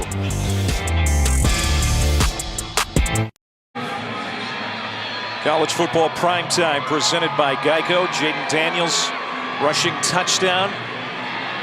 He has 111 yards rushing on 12 carries, 241 passing. I mean, it's been a good night for the Arizona State transfer. I think mission accomplished tonight for Jaden Daniels. Getting his confidence back. Do you think he's done for the night, or is it too early to take the foot off the gas for Brian Kelly? I always get worried about taking the foot off the gas too early. I may leave him in there for another series here. Let's take a look at this week's college football playoff rankings presented by Chick-fil-A. It looked like early in the day we might see some upsets in that top 4. Didn't materialize, but how about Tennessee? Not that long ago, getting upset at South Carolina, and it wasn't close, Rocky. It wasn't close. Yeah, South Carolina is you know, not a great team, and they came in and just absolutely put it on Tennessee. And I think also the committee's probably going to look at Hendon Hooker went down in that game, right? So depending on his status, you know, that's something that, again, the committee will definitely consider. Harold Perkins continues to play at a high level. Number 40 got in and pressured Dylan Hopkins incomplete. He's just a game wrecker. Just a game wrecker. Line him up anywhere, and he's going to have an impact on this. He's off to the right side there. And most of the times when a guy blitzes like that, a quarterback will have the opportunity to get outside, but just the change of direction and the explosion out of Perkins it's unlike any other player you see right now in college football. 2nd down and 10, and that's going to be knocked down by Baskerville, but a couple of flags come out in the secondary. Now, Baskerville here on senior night, he's got his hands out saying, hey, not on me, right?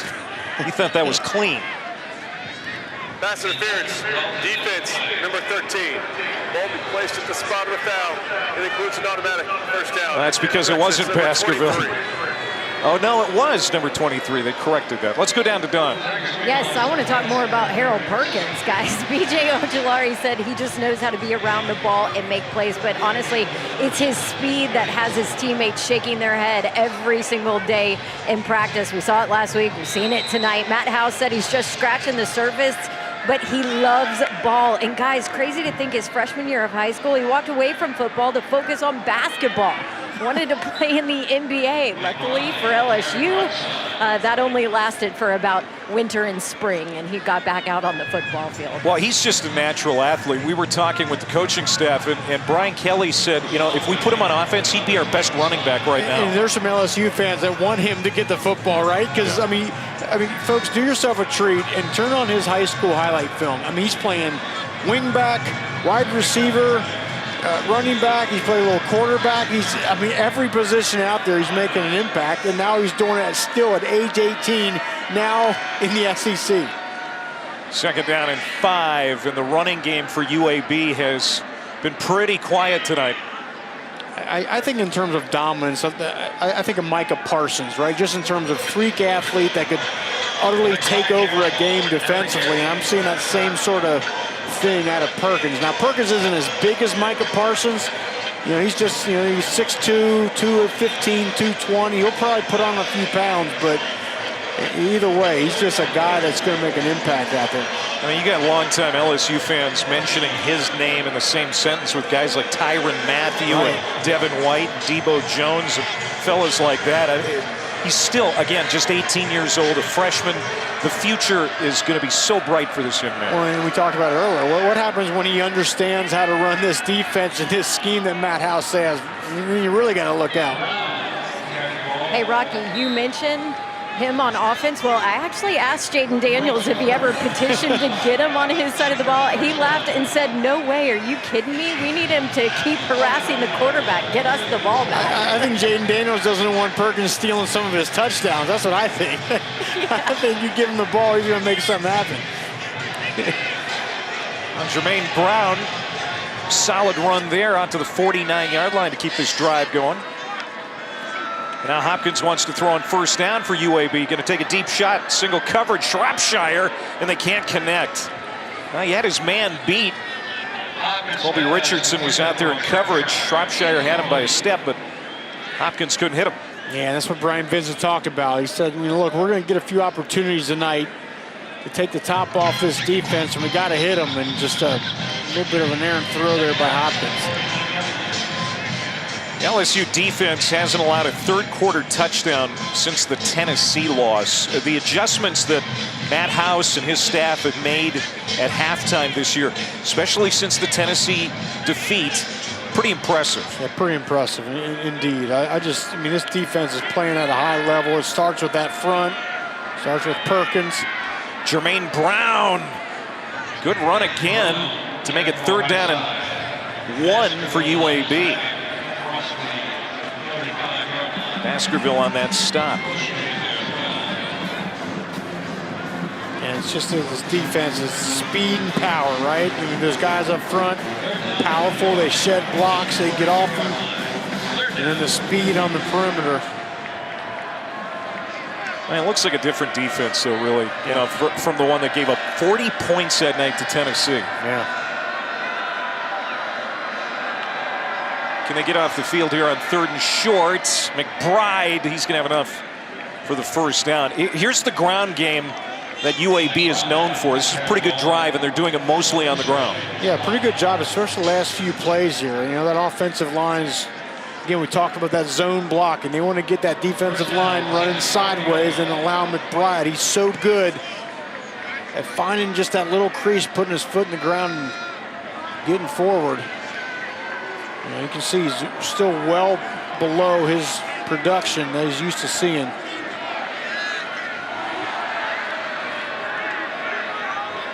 He's got 17 career 100-yard games, 9 consecutive. That's in jeopardy of being snapped here tonight. He carries for a couple. Roy wraps him up.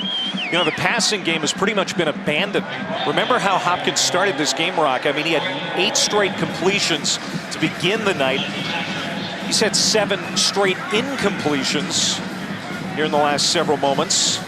Yeah, and I think that a lot of that has to do with the fact that LSU's defense has gotten some pressure on Harold Perkins. You know, he's got number 40 in the back of his mind out there, and that'll make you unsettled as a passer. 67% completion rate, just 2 interceptions on the year for Hopkins, a junior out of Maryville, Tennessee. They send 3 receivers out on 2nd down and 9. And he's going to take a shot. There's a man wide open. Shropshire again had his man beat, but Hopkins misses him for the 2nd time on this drive. Just left him short, and look, Shropshire's frustrated. He was wide open for a touchdown. And that's the thing, as a quarterback, especially against this defense, very few times are you going to get an opportunity with a guy wide open, and when you do, you just got to hit him, and they didn't.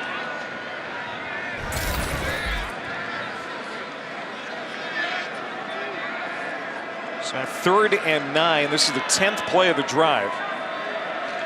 UAB hasn't scored since a field goal in the second quarter.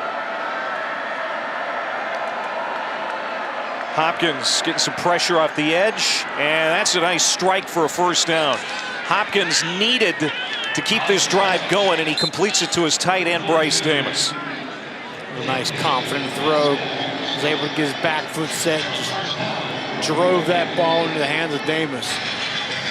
13 yards and a first down as we're at 2 minutes to go here in the quarter.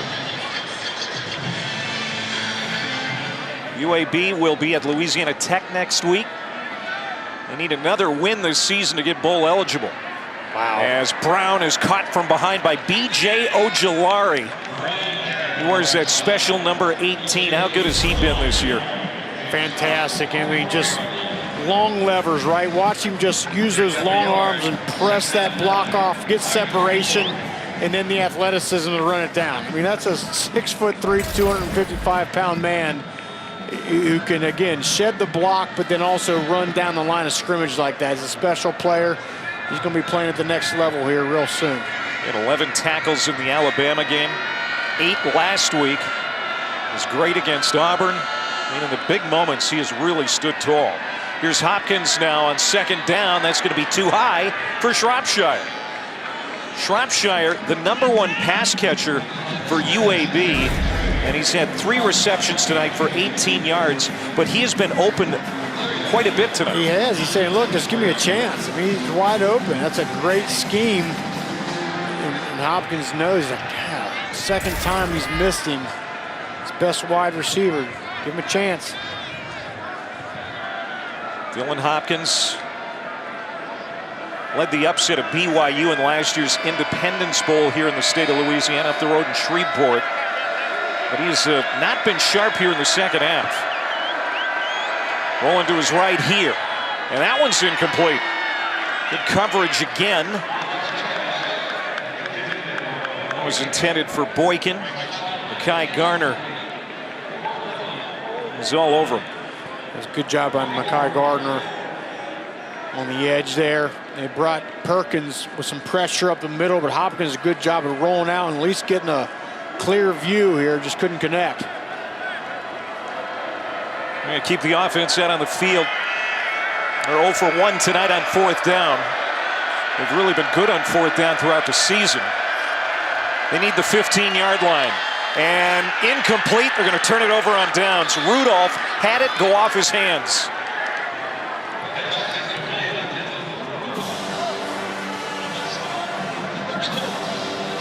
And so LSU will have it with 56 seconds to go in the quarter. Well, the NFL returns to Mexico. Week 11 Monday Night Football coming from Mexico City. Christian McCaffrey of the 49ers taking on DeAndre Hopkins and the Cardinals. 8 Eastern, 5 Pacific on ESPN. Coverage begins with Monday Night Countdown at 6 o'clock. You said you saw Anthony Munoz in the Atlanta airport. He was on his way to Mexico City to watch that. That's right. I was on my way to Atlanta, connect to Baton Rouge. He was on his way to Atlanta to go to Mexico City. And the Hall of Famer, one of Cincinnati's finest, and just a true ambassador of the NFL. You're going to go check out that game. That's Jack Bash getting loose in the secondary for a big gainer. Jaden Daniels hitting the sophomore for a big play of 29 yards. I mean, just a dime by Jaden Daniels. I mean, the complete opposite of the guy we saw last week. That's an exceptional throw in a very, very small window. And it takes confidence to be able to make that throw. And 5 is beaming right now with confidence. Daniels is likely going to have over 400 yards total offense here real soon. Go back to the ground. And John Emery of St. Rose, Louisiana, picks up 5 on 1st down for the Tigers. Might be the final play of the 3rd quarter. Jaden Daniels needed a big night tonight. The offense needed a big night tonight. Brian Kelly was hoping that's what was going to happen, and so far that has certainly been the case, as LSU has a big lead going to the 4th quarter, 34-10, the number 6 team in the country here on senior night.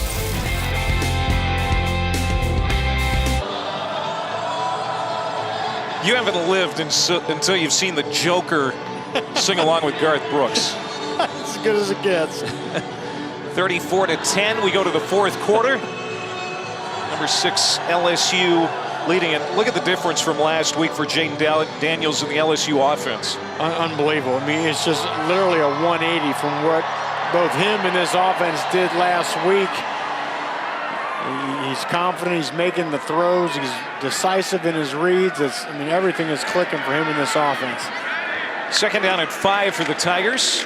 John Emery back in the game at running back, and he's got the first down. Great run. Oh. Ball came out. Did they turn it over again? It appears that they did. Yes. UAB. Their second takeaway. And that's the second fumble.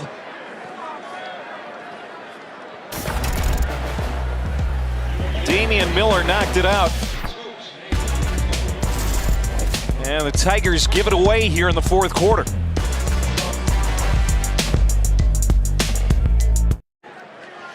Welcome back to Baton Rouge, where LSU leads this one over UAB 34-10. I'll tell you, the temperatures have dropped here in Baton Rouge. Remember last week, it was pretty cold in Arkansas, and there was a lot of talk of the players drinking broth. Well, Coach Brian Kelly said, you know, I'd rather have clam chowder. Well, guess what?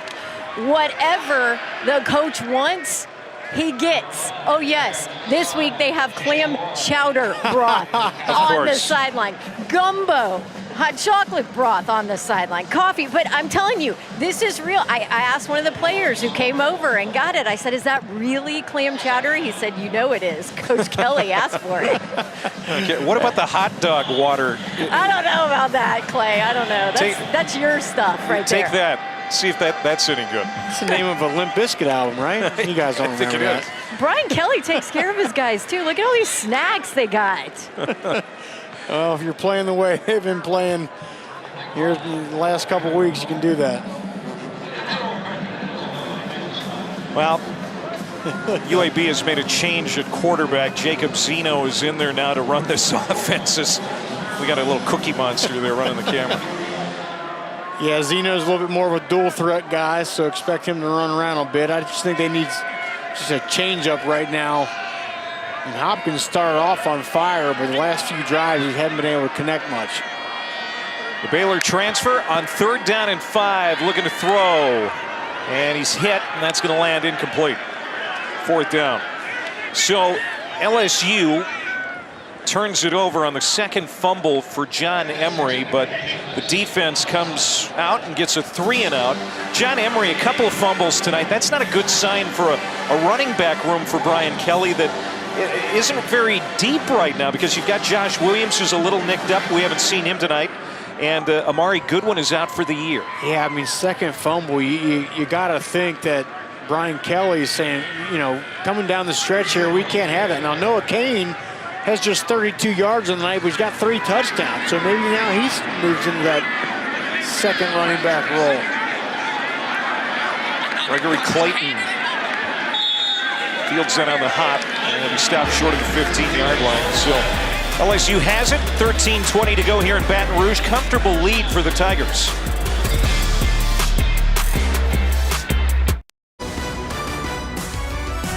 ESPN College Football Primetime is presented by Geico. Switch today and see all the ways you could save. Here's Mike the Tiger relaxing. That was obviously shot yesterday because the weather was good yesterday. At least not raining. Still cool, but it wasn't raining yesterday. 34-10, LSU leading. 13:20 to go, and Jaden Daniels comes back out to run the offense. If they hadn't fumbled on that last series, do you think we'd be seeing Daniels at this point? No, I think if they kept the ball and scored another touchdown, he'd be out right now. But Brian Kelly wants a little more insurance here before 5 comes out. Daniels on the sprint out. What a pass. Right on the screws, complete for a first down. I will say, I don't expect to see Jaden Daniels run around much. You know, you don't want your quarterback. You know, we saw Hendon Hooker go down for Tennessee. You don't want a similar situation happen if you're LSU. Lacey gets that one, a 13-yard pickup. Out to the 27-yard line. Under 13 minutes to go. Noah Kane in the backfield. I don't know if we're going to see Emery again run the football after 2 turnovers. And how about that run for Noah Kane? A 3-touchdown night. Picks up the first down, but now late flags come in, and we may have a face mask. Personal foul, face mask, defense number 21. The 15-yard penalty is added to the end of the run and includes an automatic first down.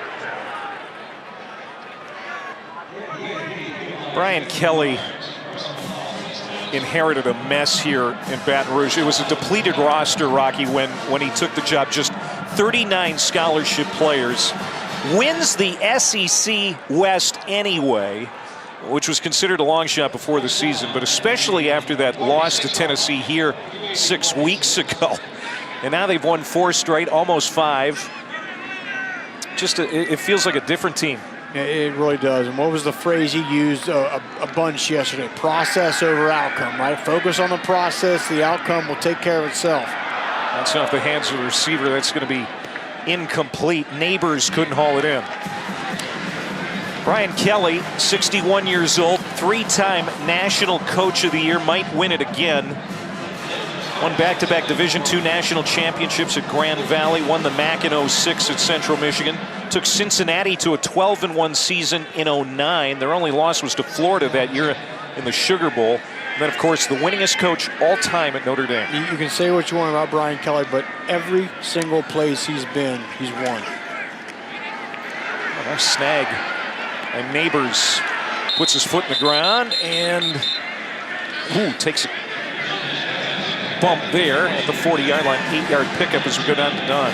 Yeah, guys, players I talked to love their head coach, and they all said they feel he's misrepresented, mispainted publicly. He's down to earth. He's a great leader, loves on his players, makes sure they're taken care of mentally, too, and he's implemented a process that works. B.J. Ojolari said, we realized the more we bought in, the closer we all got, the more successful we would be together. So clearly, Brian Kelly has had some success in getting this team on his side right away. I mean, that's the main thing. When your players believe in you as a coach, that says everything. Good run again for Kane. Needed 1. And he gets 16 instead.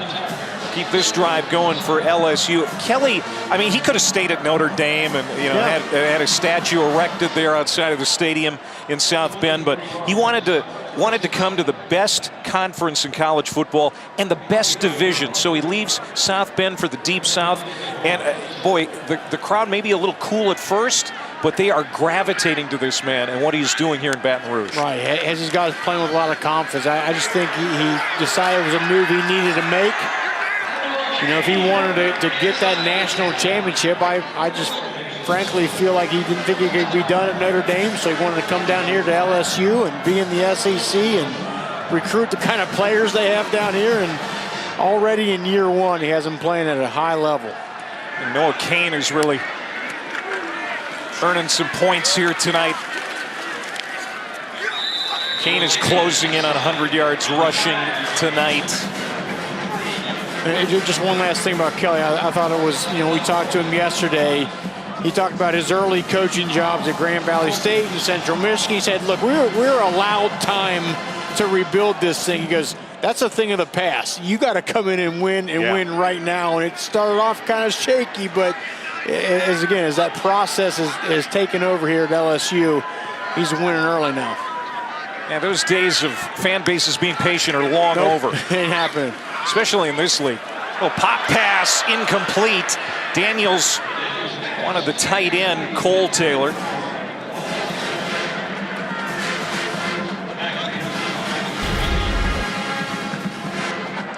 Nice design play here with how well Kane's been running the ball. Got a little bit high there. I like to throw it up to your 6'7" tight end, but just a little bit too high.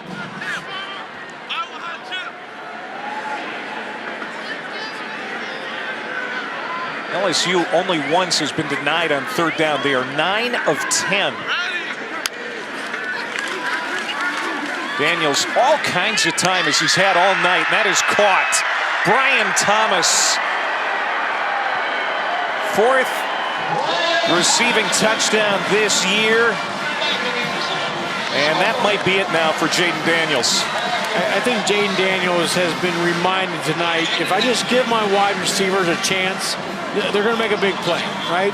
Get in the vicinity. You got so much talent on the perimeter here for LSU. Just get the ball around them. They're going to do the rest. I mean, he puts that ball up there a little bit high, but he knows Brian Thomas has the wingspan to go grab that thing. 9 plays, 86 yards, 3.5 minutes. Brian Thomas, the touchdown grab. As Ramos hits this extra point. Jaden Daniels, 15 passing touchdowns on the year now, and he is just shy of 300 yards through the air tonight. 41-10 by you Bengals. Who's gonna stop me now? Oh, what a night. Yeah. The College Football Playoff Semifinals and the College Football Playoff National Championship on ESPN.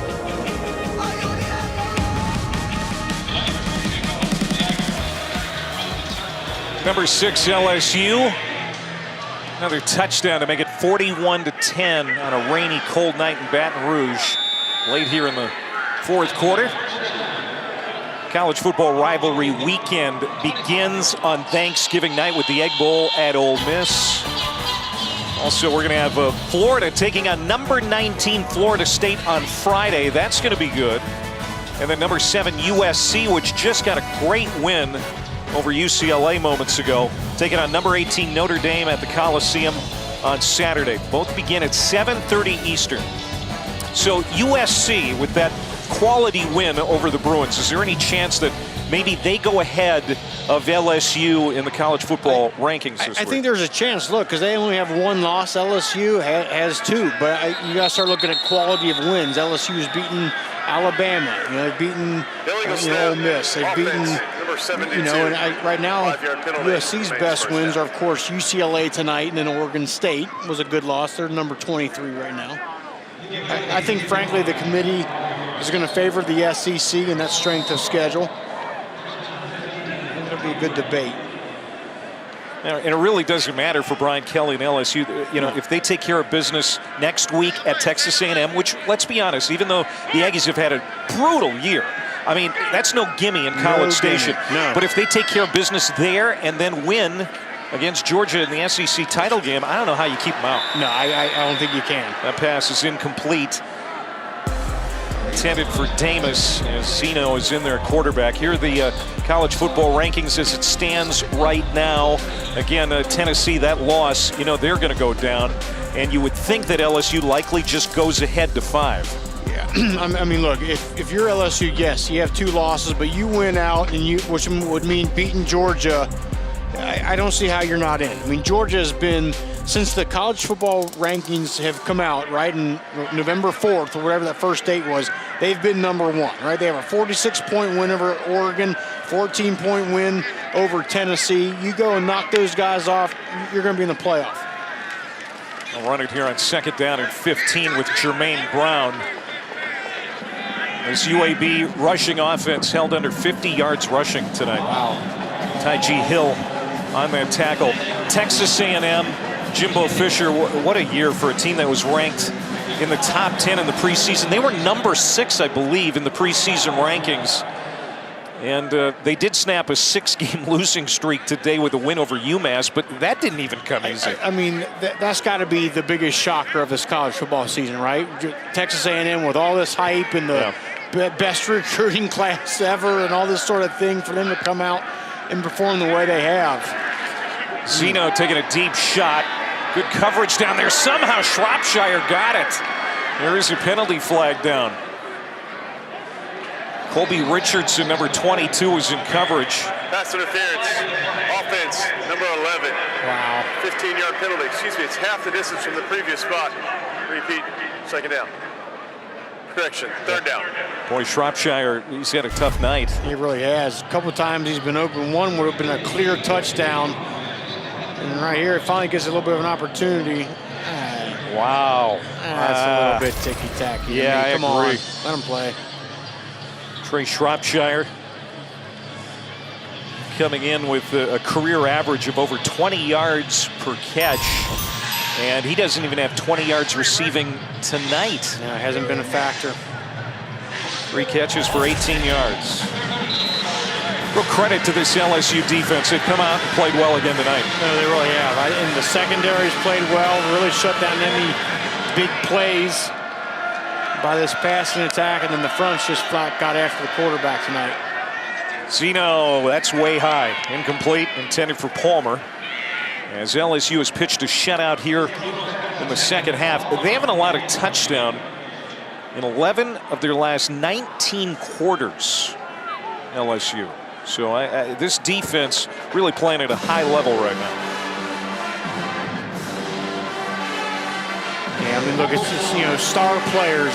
Harold Perkins, Bijo Jalari's been phenomenal. Ali Gay on the other side, the other defensive end. Greg Penn, and we've talked about Micah Baskerville. I mean, really at every level. The front, the linebackers, and then the secondary. They've got players up there playing well.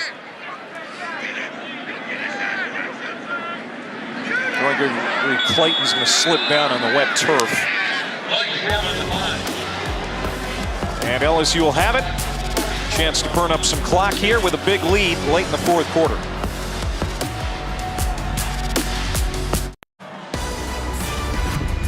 You're watching the SEC on ESPN. Clay Matvick, Rocky Boyman, Don Davenport back here in Baton Rouge, 41-10. Number 6 LSU cruising here in Baton Rouge. Here's Jaden Daniels. His night is complete. Going to have 400 yards plus total offense. Mission accomplished, right? Get him back in the flow, get him in rhythm, you know, get his confidence back up, and I think all those things were accomplished tonight. Well, now they're going to turn it over to Garrett Nussmeier, the backup quarterback. And we're going to see a lot of the reserves for the Tigers. And I think that would have been a nightmare tonight for LSU. Okay, yeah, they come out and maybe still get this win, but Jaden Daniels doesn't play well and doesn't look in sync and doesn't look confident. You know, you got a couple game stretch here next week against Texas A&M, and then, of course, against Georgia. You need your quarterback playing his absolute best at this time of the year, and he looks like he's playing pretty good right now. Derek Davis had that last run out to midfield. Give it to him again. So the biggest news in the SEC tonight is that number 5 Tennessee gets upset by South Carolina. Well, even though UAB was right there in the first quarter with LSU, that's not going to happen here to the Tigers, and maybe they go to number 5 in the college football playoff rankings on Tuesday. We'll have to wait and see. I think it certainly could happen. Now, again, the argument is both teams are going to have 2 losses, both Tennessee and LSU, and Tennessee beat LSU. But, you know, I think there's consideration for, you know, how you evolve as the season goes on. And right now, you know, LSU seems to be going on the upswing, and just that bad loss by Tennessee today, especially, I think that the health of their quarterback, Hendon Hooker, is going to play in the minds of that committee as well. But I think you can make the case that LSU is maybe on the upswing and Tennessee on the down. I wouldn't be shocked to see Tennessee fall 3-4 spots, really. That's a bad loss. South Carolina was having a hard time, you know, moving the football this year, and Spencer Rattler went off tonight against that defense. 62-31. I mean, that's, ooh, that looks ugly. Nick Dimas now in the backfield, another reserve running back for LSU as the starters are done for the night. That's a first down for LSU. So next week at Texas A&M, and then a trip to Atlanta and the SEC title game. Of course, the last time that LSU went to the title game, 2019, won a national championship. That worked out pretty well. Worked out pretty well. Behind Joe Burrow, transferred in and won the hearts and minds of LSU fans, and was just, I mean, one of the, literally the best quarterback seasons in the history of college football.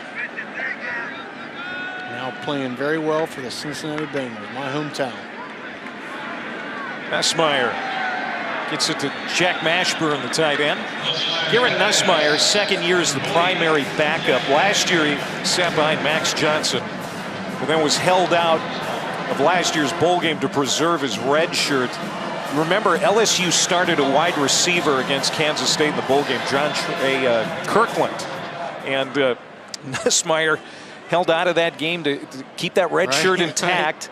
And Kirkland actually threw, I think, 3 touchdown passes in that game. Yeah, played well. Nussmeier's a guy, he's a great deep ball. He's another one of those guys, he's not afraid to throw it downfield. I think there's the need to do that here tonight, though.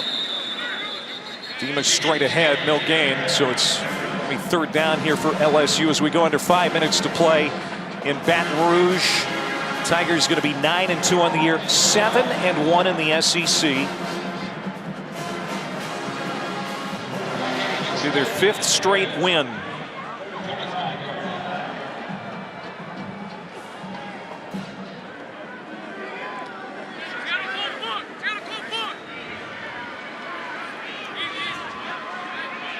Davis again in the backfield. As Nussmeier in no hurry here.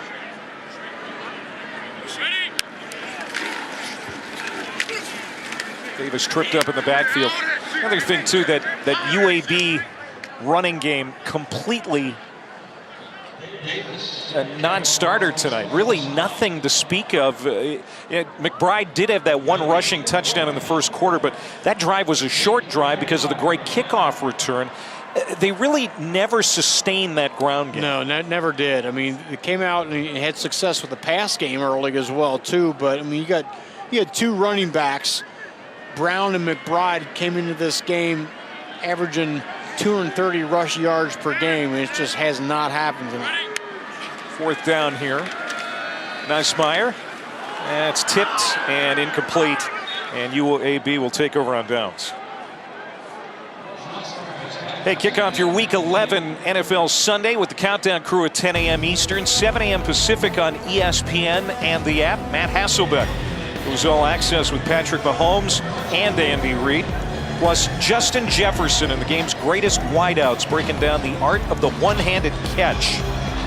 Speaking of Justin Jefferson, his teammate, former LSU Tiger Patrick Peterson, 2 picks last week against the Bills. Josh Allen helping those Vikings get out to a really good start this year, and only got 1 loss. Patrick Peterson, what, his 12th season? I mean, yeah, guy has just been phenomenal. Great player, and 12 years into his career, maybe playing some of his best. Zeno, big deep throw, and that's what they needed earlier in this ball game. Shropshire finally hauls one in. Colby Richardson in the coverage. It's a 36-yard play. Shropshire saying, I told you, just give me a chance and I'll make something happen. It's just a little bit too late in the game, but it's still a nice throw and a nice catch.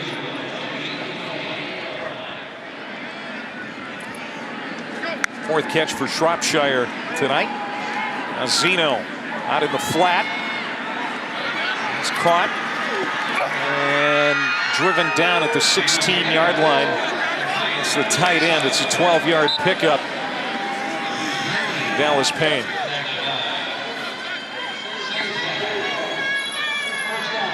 Brian Vincent, interim head coach. It was Bill Clark during the dark days, and then the resurgence after the program was shut down for a couple of years. Bill Clark retiring in the summer to take care of his back issues. Now Brian Vincent will finish out the rest of the year, hoping to get this team to a bowl game again. To the end zone, that's incomplete. And it's going to bring up 2nd down. Bill Clark, I mean, he did some wonderful things with his program. 6-6 record his first season. Again, they went dark for 2 years, came back, and he took them to 5 straight bowl appearances before having to step away. And so much credit goes to Clark. During those years when this program was shut down, he went around into the community, helped raise some money, gained some momentum to get this program back reinvigorated. And ever since that time, they've been contenders. They've been great teams here in the Conference USA. You know, they've won 2 of 3 Conference USA titles the last few years. And Brian Vincent's making the case of, look, I've been here since 2018, so I'm a part of this resurgence, and you want me around to continue this thing after this season's over. And again, UAB goes into the American Conference next year. It's a big move for this program, and we'll see who's going to be leading it next year. Trying to get into the end zone before this is all said and done as we go under 2 minutes to play. And again, UAB will be at Louisiana Tech next week. The Bulldogs having a rough year, so it's very possible that UAB will be going to the postseason again. Hit in the backfield. Good play there by Greg Penn. Baltimore natives had a great year for LSU. Lee Witherspoon was wrapped up in the backfield. He's had a great year, but he's had a great 3 weeks. He's really come on, and Brian Kelly talked about how Demario Tolan, a young freshman linebacker, was coming on and playing well and kind of pushed Penn to really step his game up, and he's done that. He had 8 total tackles last week at Arkansas. Kelly said it was Penn's best game of the year. Yep. So 4th down for UAB. It's their last shot to score. Jacob Zeno out of San Antonio setting to throw. Shot at the paint, and it's incomplete. It was high for Shropshire. How many times have we said that tonight? And so LSU will take over with 50 ticks left.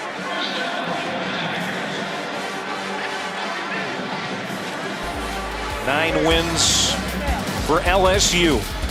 And November 5th against Alabama, this was the touchdown run by Daniels, and then the decision by Brian Kelly. Going for 2, and it's the freshman tight end, Taylor, who sends this place into a panic. I mean, just a gutsy call, and right there, I mean, everything really started to turn around for Brian Kelly. All those memories of the coach and the team who lost in that opening game against Florida State and struggled against Tennessee, all that was wiped out with that huge win. They stopped making fun of his accent about that time. Yeah, they did. Yeah, and look, he got a lot of flack for that, and maybe deservingly so, but I think he kind of went away from some of that public stuff and just focused in and hunkered down on this team, and it's really, really paid off. There's Davis again on the run. He'll get it to the 20. I mean, you said it before. You've known him for a long time as a Notre Dame alum. You've been close with him over the years. He was in Cincinnati, your hometown, for a long time. You've said it before. He's been a winner everywhere he's gone. Every single place he goes, and every coach I talk to, from high school coaches in the area to college coaches, every one of them says he's one of the smartest football minds I've ever been around, and he's really doing a great job right now with this program. Well, he's just going to get a win in College Station next week, and then, I don't know, we'll see what they can do against Georgia. Yeah, certainly they're not going to be the favored team in that SEC title game, but anything can happen. It's been a great year for the Tigers as they get another win here tonight over UAB, 41-10. They're 9-2, 6-1 in the SEC, going into that final game of the regular season in College Station. Jaden Daniels over 400 yards total offense. For Rocky Boyman and Don Davenport, I'm Clay Matvick. College football final coming up now. ESPN thanks you for watching this presentation of the Southeastern Conference.